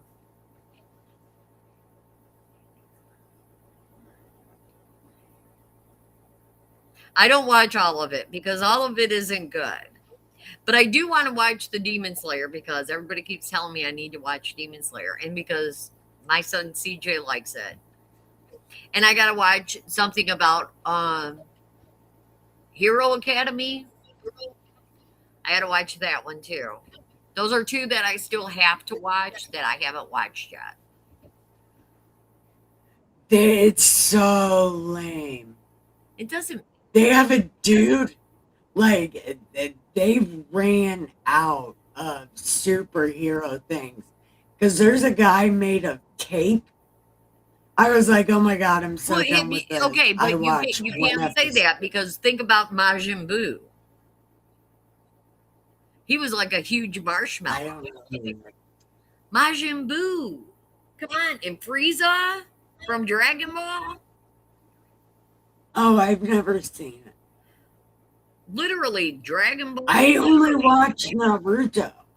Naruto is my boy. Because if Naruto was a dude in real life, I would sleep with him for sure. Yeah, but he's an anime character. Well, I know. okay. Sometimes I Naruto wish is I was a okay, cartoon. but if you're gonna have an anime boyfriend, wouldn't it be Itachi? I mean, seriously. No, Hey, I'm going to actually, go it'd out be on a limb Garo. here. You could even say Madara because Madara wasn't bad looking either. granted, It would Madara be was a little Naruto nuts. or Garo. Recommendation, but you will like it. I'm pretty sure it's called Hey Hibane Rema. Habani Rene. Okay, I'll check it out. I like anything It'll pretty much obscure. I mean, even the music that I listen to. Most people listen to like the most popular music on most albums. I'm always the one that goes for the least played songs. I think the whole series is on YouTube. Oh, that's cool. That's cool.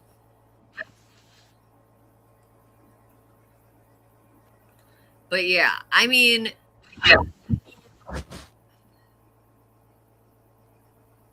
My cats are smoking crack. huh?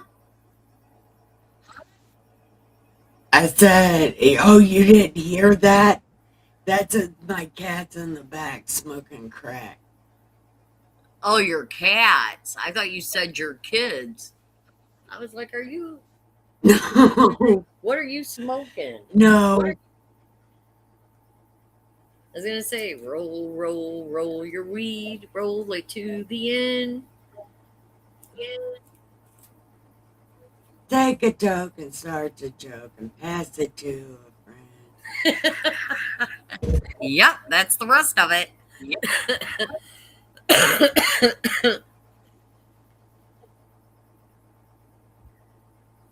And Okay. most people were wondering, where did you guys learn that? No, I didn't Oh, teach my kids to I don't sing. know. That's not like something I would have. No, It's actually on a shirt I that I'm going heard to buy it. for all of my kids, though, because every one of my kids smoke weed. And that's like what's on there. Roll, roll, roll your weed, roll it gently to the end. Yeah, Take a toke. take a joke and start a joke and pass it to a friend. Yep. Take a toke and start to choke and pass it to a friend. And it's on a shirt. And so I'm getting all of my kids a shirt with that on there because we're all weed smokers. Oh, And I am not against weed. I'm against crack. I'm against heroin. I'm against alcoholism.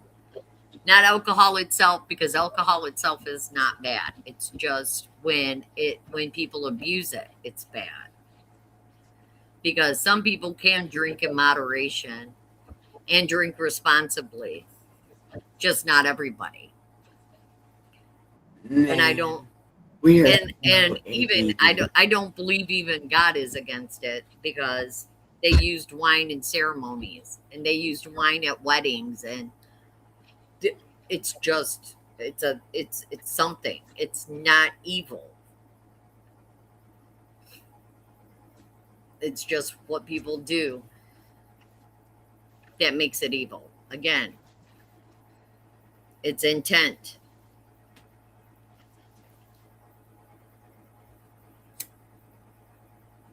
So, that cat, he's healing up.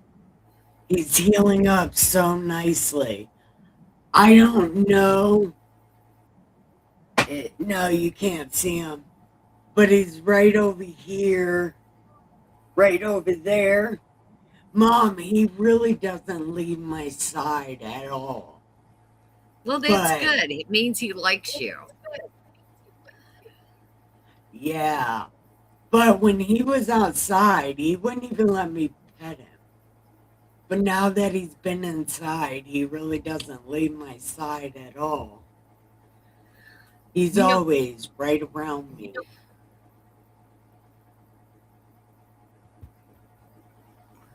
And I love this little guy.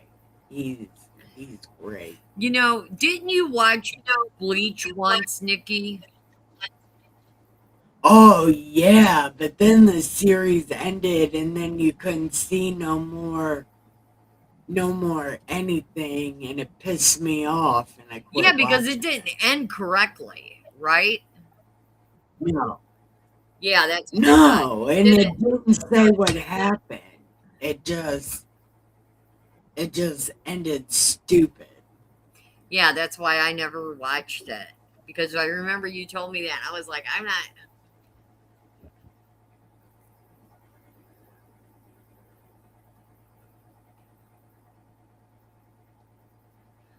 I agree. That's why I don't like crack. That's why I don't like heroin. That's why I don't like Molly. Alcohol. There's also back in the 60s and the 70s, you guys probably wouldn't understand anything about what I'm going to say, but there was these pills back in the 70s and they were called, oh cool, there's a new Bleach season airing right now, he said. Anyway, there's this drug back in the day and it was called Tuinals. They don't make them anymore. And I'm probably one of the reasons why they no longer make that. But anyway, and we used to call them tudes because if you did them, you got a tude, an attitude. And I mean, you could go from 0 to 60 in a half a second. I mean, they literally altered your personality and not in a good way at all. I mean, those things were devastating.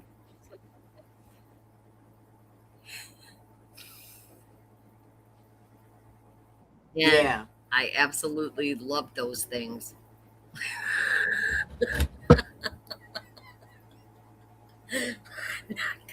I'm not gonna lie. I have no reason to. But I did. I love those things. And I don't but just I don't anymore. I mean, I see them for what they are today. But I will I will never ever go back to that. But at one time they were Yeah.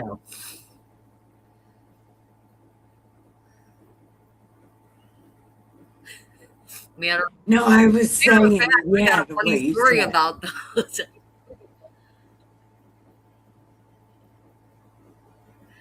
But anyway, I was I got a funny story about dudes because I was I was using them and my best friend, my kids all call her Auntie Peggy. Anyway, Peggy came looking for me because she was determined to bring me home and she was with her boyfriend at the time, Harry. And I think somebody else. I can't remember who else she was with because I was stoned out of my mind. And I do mean I was stoned. I was I was put it this way, I was 10 foot tall and bulletproof. I could feel literally nothing because I was on Tuinals, I was on morphine, I was on a whole bunch of stuff, including mescaline at the time. And I was gone. I had left the planet. I was out there. I was past left field. And Peggy and them guys decided to stop me and try to take me home as if. And we got into a big old fist fight. Me, Peggy, and her friends. And I was fighting them. I jerked Harry's keys out of his hands and threw them in the sewer and took off running. After I knocked them all down, I took off flying and they couldn't catch me because I was fast. And I wasn't about to let them try to freaking hog tie me and force me into some kind of crazy situation that I was not going back into. But anyway, I'm just telling you that drugs will make you do some crazy things. And Peggy wasn't doing it to hurt me. Just so you know, Peggy loved me. Peggy still loves me to this day. Peggy is like my dearest, closest friend. Me and her have a connection.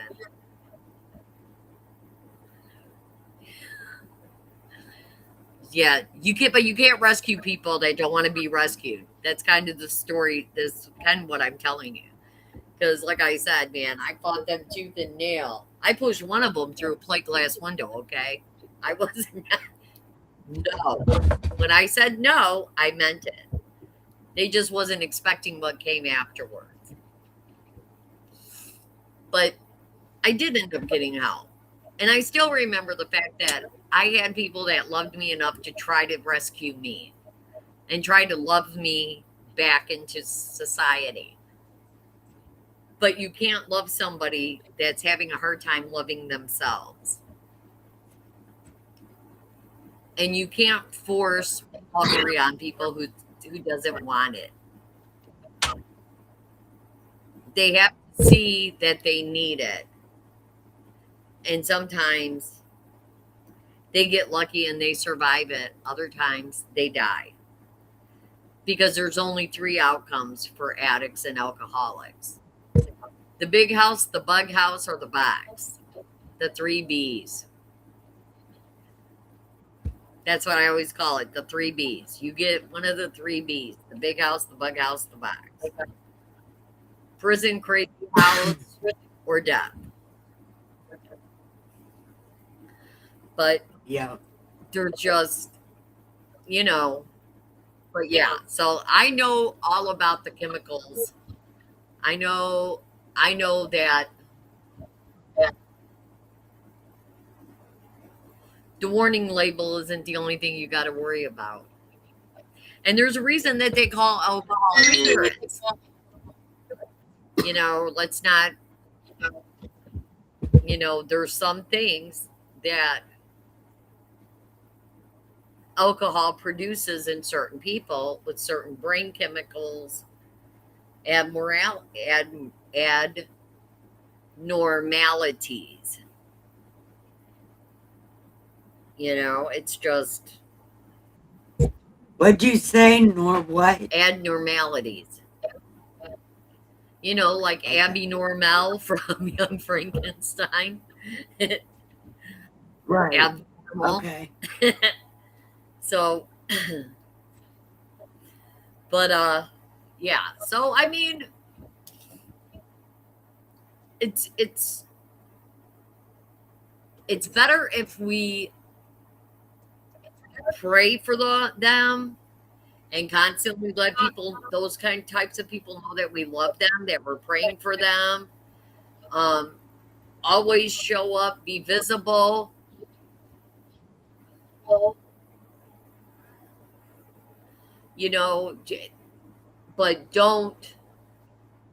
But don't be naive about it, because they will see that and they'll see it as a weakness and they'll use that against you.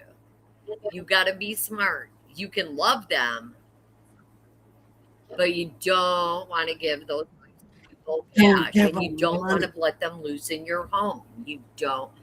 There's things you don't want to do. If you think they need help and you want to get them a hotel room, be my guest. Don't bring them back to your house. Yeah, no. Bad idea. I'm gonna If you're in flat out. If you prison, would have done don't that to me, send you would them have came home. back home and your house would have been empty. I'm telling you, it's just the way it is. I'm not like that. And don't get me wrong. I take that back. I wouldn't have done that because I was never a thief. Stealing wasn't something I would do because I didn't need to.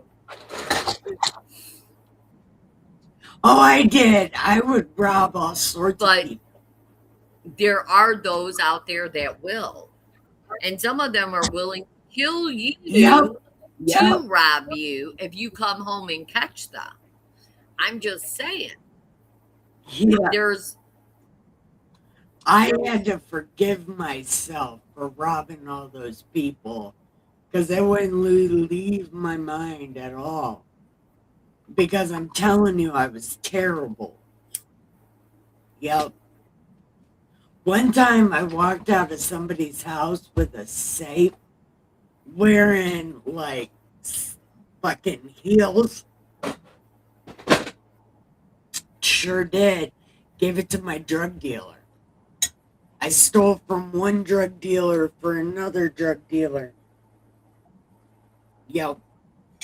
It was terrible. I paid that guy back. Not as much as I stole, but I sent him enough money to cover it in African money. So that was good.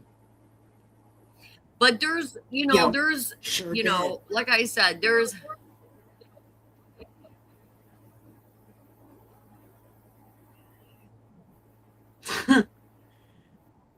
don't drink it. It's so bad for you.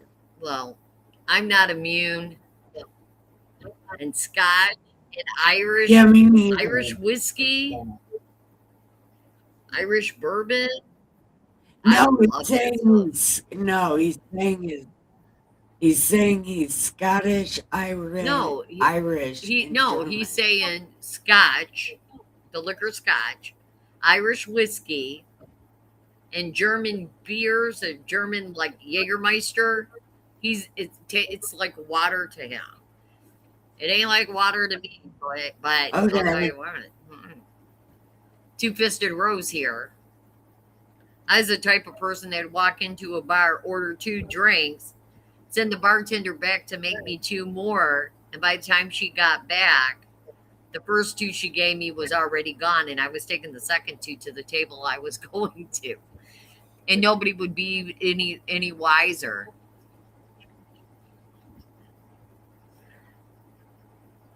Yeah, Oh, see, he was saying those were his races, but he does like I can't Scotch. say that it's genetic because I have brothers and I have sisters that can drink and put it down and never touch it again. I could not do that. They could just say, okay, I'm not going to drink anymore, and then just not do it. Me, I don't understand people like that. I don't understand people who go into a bar and Okay. sip on a beer or drink a half a glass of wine and go, oh, I'm starting to feel it. I'm going to stop. Are you kidding me? You're I stopping? think, This is when you double down. This is my fuck yeah. brain. Not everybody is like, no, I take beer shots. I get a shot I don't glass even like beer. and then take beer I don't shots. like So beer. many The of only them. time I like beer is if I would I'm get doing so shots of drunk. tequila because I'll do a shot of Tequila tequila makes and it chase work it a with lot. beer. But every other shot, I just, I mean, I'm the type of girl that could take a bottle of Bacardi and drink it like a glass of water. It's just the way I am. I don't No, understand how I people get go, too ooh, drunk. I don't want to drink anymore because I Never always have to that. sit back I and get go, really. why is she stopping? She's not even buzzed yet. Well, she doesn't want to drink anymore. Those I people don't are understand that fatigued. because I can't stop drinking. Once I start, the only way I stop doing anything is if I'm acted upon by an outside force. And usually it's the police. That's why I threw myself in prison. I asked to go to prison.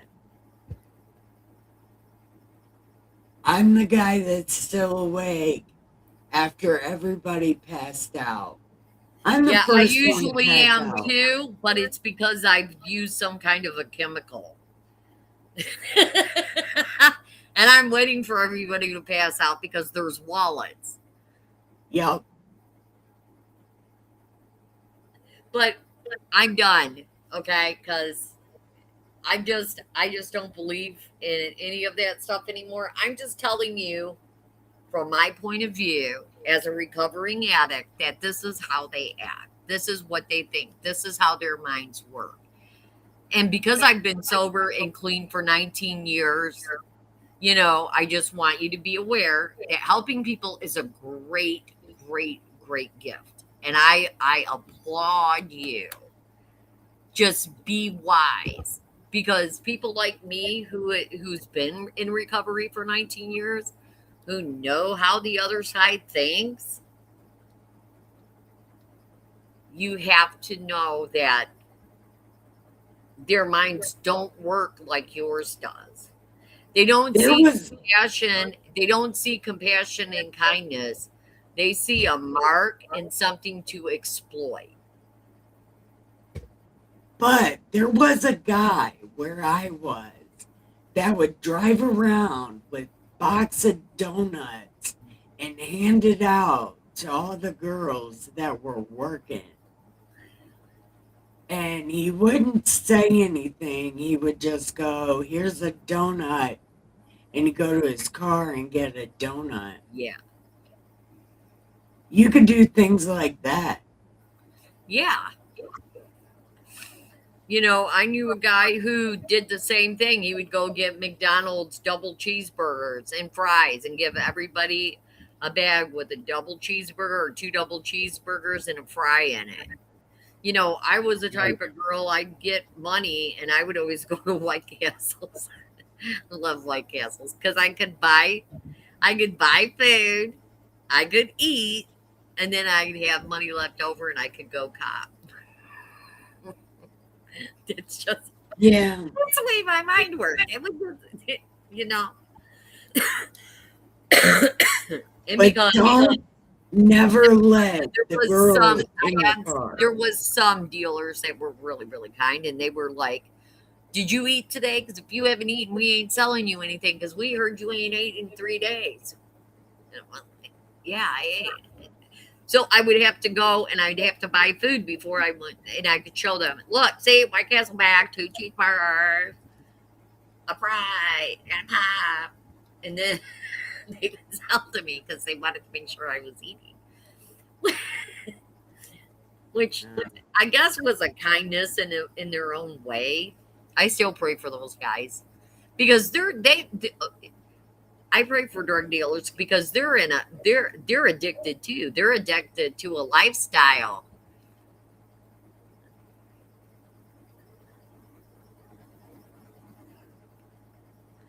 You know, and it's,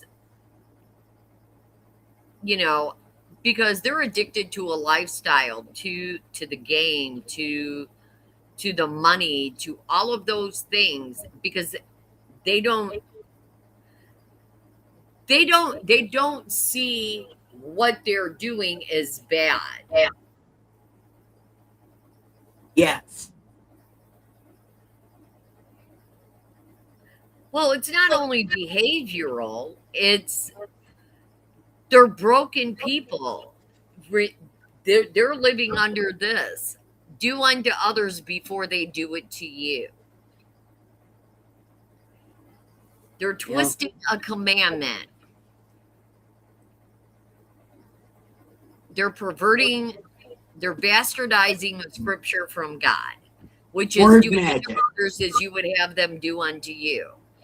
But they're twisting it and they're doing things to people before people can do it to them.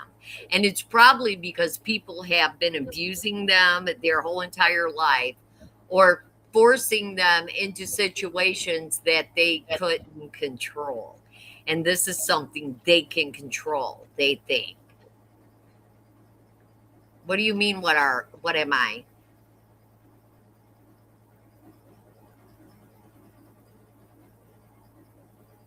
I don't understand what he's talking about.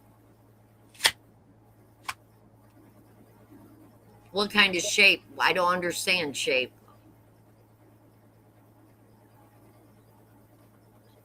I think that means how old are you? I'm And 61.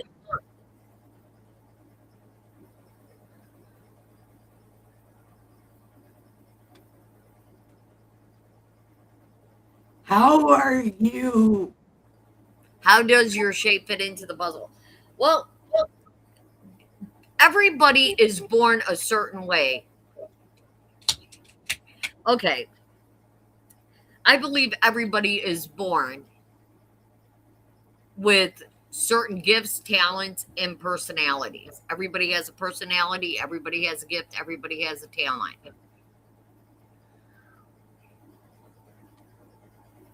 I'm going to explain that. So, everybody in the world is born into a system, into a family, into a system, into a category inside that family, inside that system. Now, most female drug addicts have had men and sometimes mothers and fathers and brothers and sisters Oh, sorry, lording guys. over them, controlling them, al- giving them, telling them what they are, how they're to behave, what they're to wear, what they're going to do, how they're going to live, what school they're going to attend. They have no control in their lives. Everybody else is controlling access to everything. Most of these people end up drug addicts and they end up leaving these homes as teenagers, 15, 16, 17 years old. And they end up in the streets. And in the streets, they learn to control every aspect of their life because this is the first time they've had control.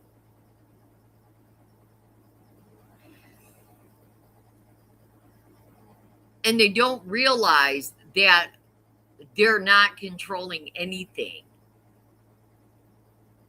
They're following a script that thousands of us have followed, me included. So I'm able to look at these situations. I'm able to look at these people. Even when I was using, I was always a kind person. I was always a generous person. You know, there was old people lived in the neighborhoods where I would cop my drugs. And I would never allow anybody to pick me up in those on those streets because there was little kids there. And I always bought ice cream for the little kids off the ice cream trucks. I mean, I would that's who I was as an individual. That's who I was as a person. That never changed. You're still going to be you, especially when you're in a clear moment.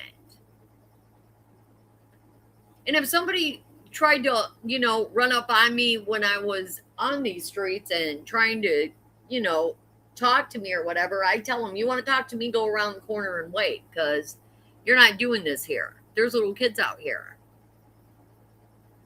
I'm not doing that here. There's old people here. You're going to respect this neighborhood. You're going to respect these people. I was always that way. And the old people loved me in the neighborhoods. The kids loved me in the neighborhoods. I remember one guy even accused me of robbing him. And I remember the drug dealers goes, "You're crazy, dude. She wasn't robbing you. That girl gives way more money than she can take off a year. Are you kidding me?" They go, "You got a wrong girl and don't come over here saying stuff like that." Because everybody knew my character. People wouldn't allow people to say things about me because they knew me. Not just the girl that came over there to get drugs, but the girl who showed up to help the neighbors, that showed up to play with the little kids. It's just who I was. But there's other girls out there that didn't have what I grew up with. That didn't have love, didn't have respect, didn't have kindness.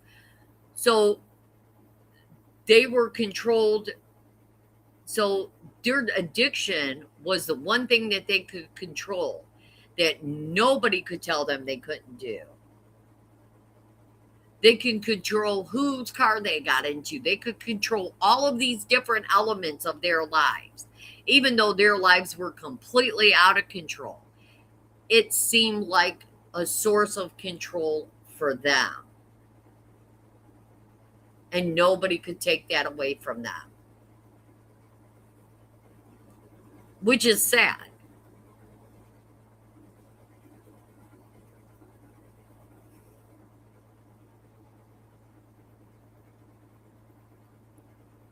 And Well, heartbreaking.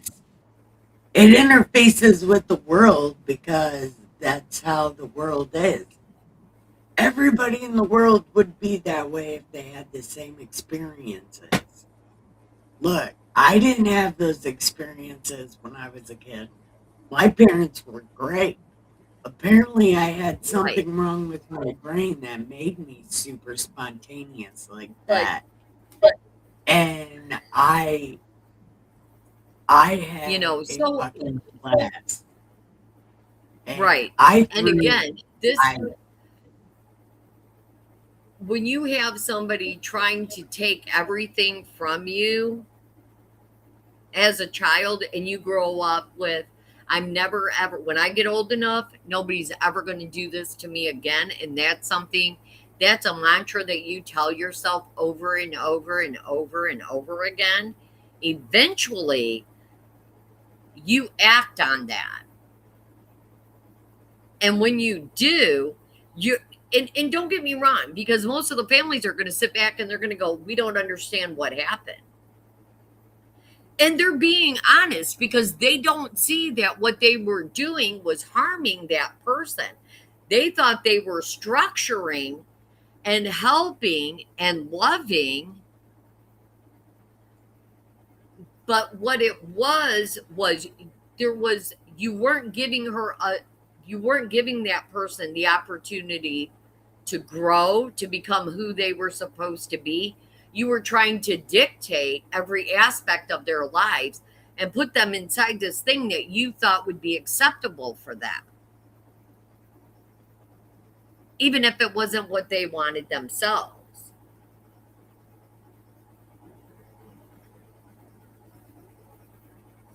And so the person that ends up on drugs is going out there doing this because she's loaded down with resentment, and she's loaded down with anger, and she's loaded down with hostility at an overbearing family who wasn't trying to be overbearing, but they were trying to be loving and protective.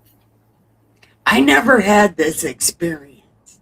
I just want everybody to know. I did what I did. I knew what I was doing, and I wanted to do it anyways because it was fucking fun. And I'm not saying everybody is like that, because I knew a Chaldean girl that was out there, and the only reason she was out there is because she didn't want to get married to somebody her family had picked for her. And she's like, oh, not happening. And she ran away at 16. Was her name Venus? No, but she was a Because Chaldean girl. But she was, and she was young. And me and her used to talk about God and talk about the Bible while we were getting stoned.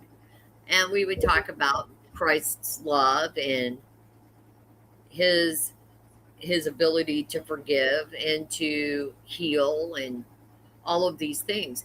So I mean, even in my addictions, I still knew how to love people and to be kind to people and to feed people and to be what people needed me to be for them at that particular moment.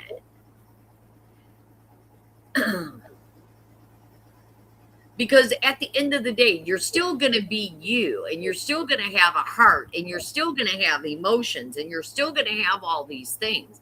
They're not things that you're going to show to every single solitary person, but you will show to a few people who need to see it when they need to see it. And God will give you that opportunity. I mean, God uses what's in front of him, and he is not shy about it. He doesn't care.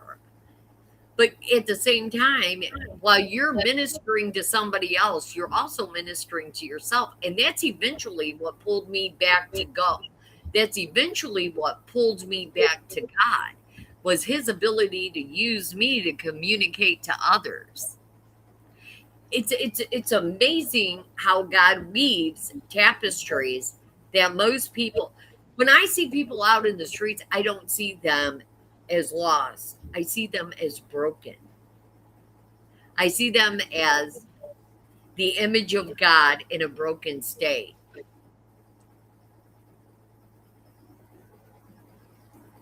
who need somebody to say, you know what, I see you, I love you, and I'll accept you exactly the way you are. But I can't help you until you're ready for the help.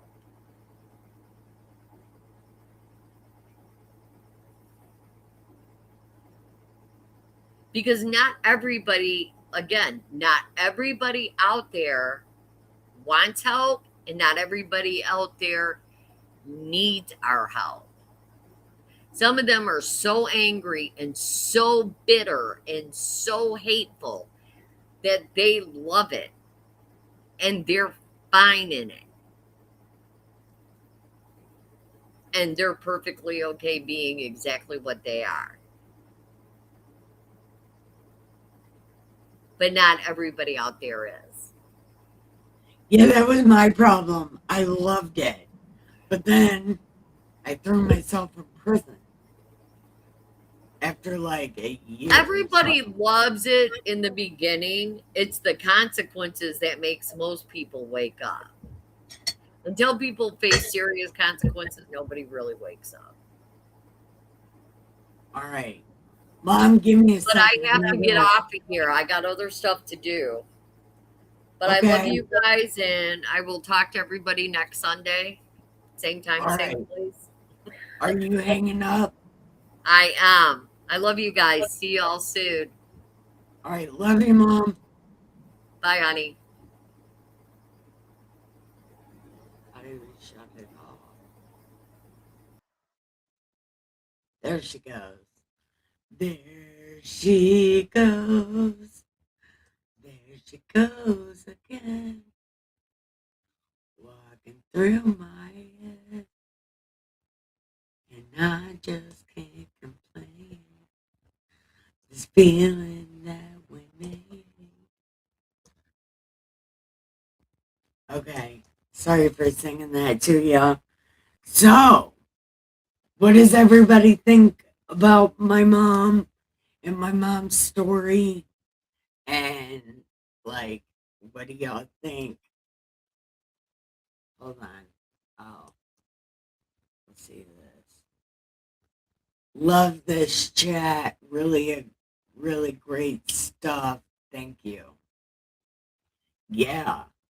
So you like my mom and my mom's story? My mom's testimonial.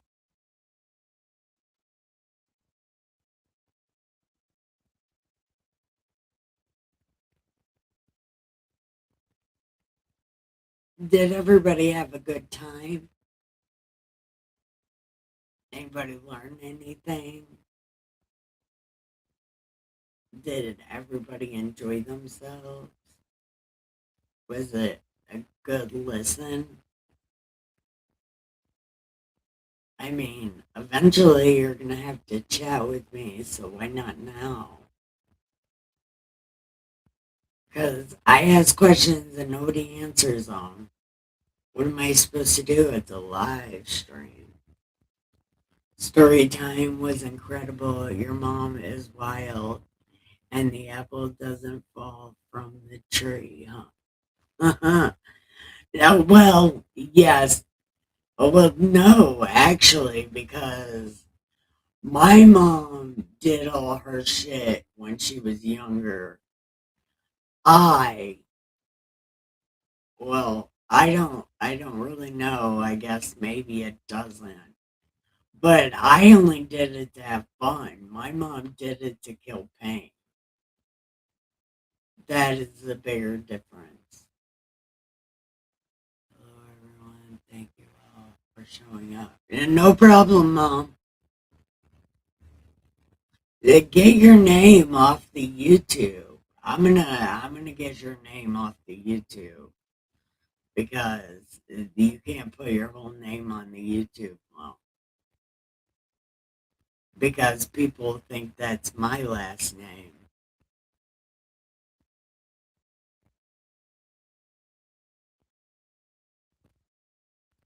But if they think that's my last name, I guess go ahead and look me up. Don't look me up. I'm telling you, don't. You'll find all my nasty secrets that I don't keep.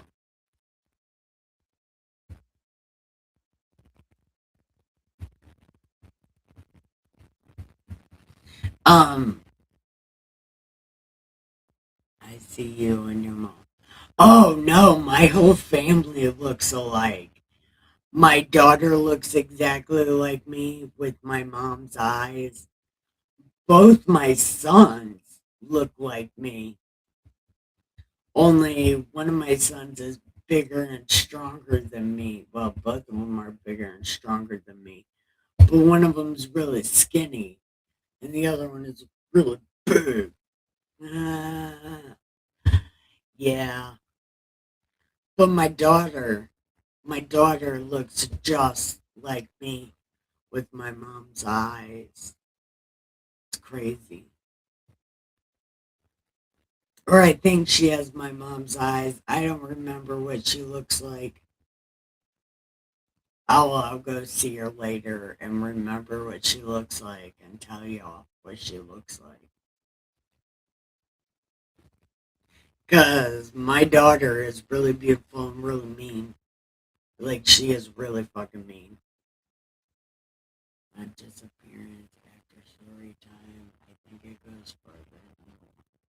Oh, yeah, probably. Probably. But it's not any weird shit. Me and my mom butt heads a lot because we are so much alike. Uh, that's why I can't live with my mom because we butt heads. And I am very pushy. I am a very pushy person. I need to change that about myself.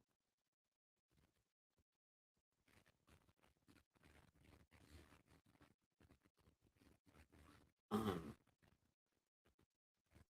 but what did you think, Chris? I mean, was this was this worth doing?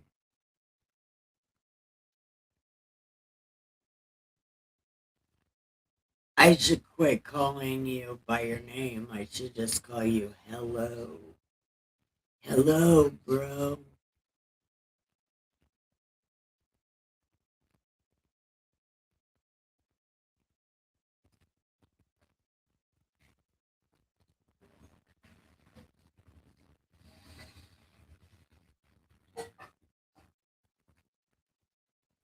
Hmm, I need something to drink so bad.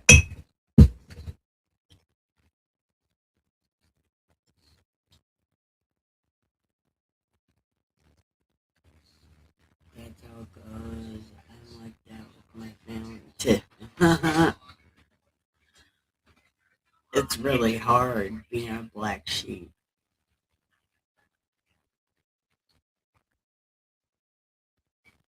Oh, Dustin woke up. Hi, baby. A little bit. But my mom just left. Oh, we did my mom's testimonial and then the things about my brain injury.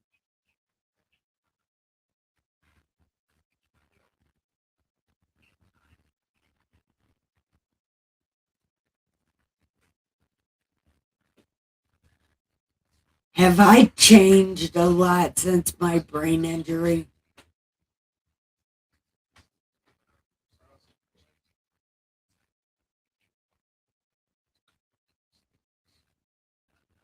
Dustin said I probably changed.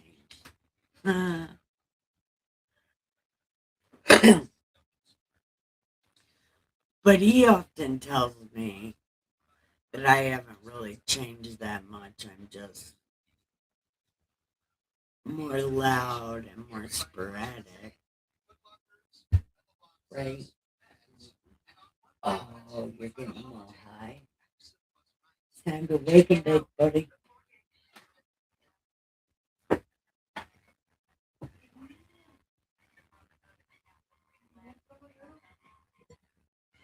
He's about to make my cats all fucking freak out. I gotta get going. I have a million things I haven't done, but I love ya. Glad I can hang out for the stream. No problem, bud. No problem, my Bible bud. Thank you for showing up. Thank everybody for showing up. And thank you for showing my mom lots of love. I appreciate you. I gotta play this song because I always gotta play this song. So actually, I'm not gonna play it because don't research anything you heard on this channel because none of it was good. Anyway, I love y'all. Have the best day ever. I got a lot of things to do also. Anyway, I love y'all. Bye. Wait, let me get rid of that. Let me get rid of that. Let me go over here. Okay. I love y'all. Later.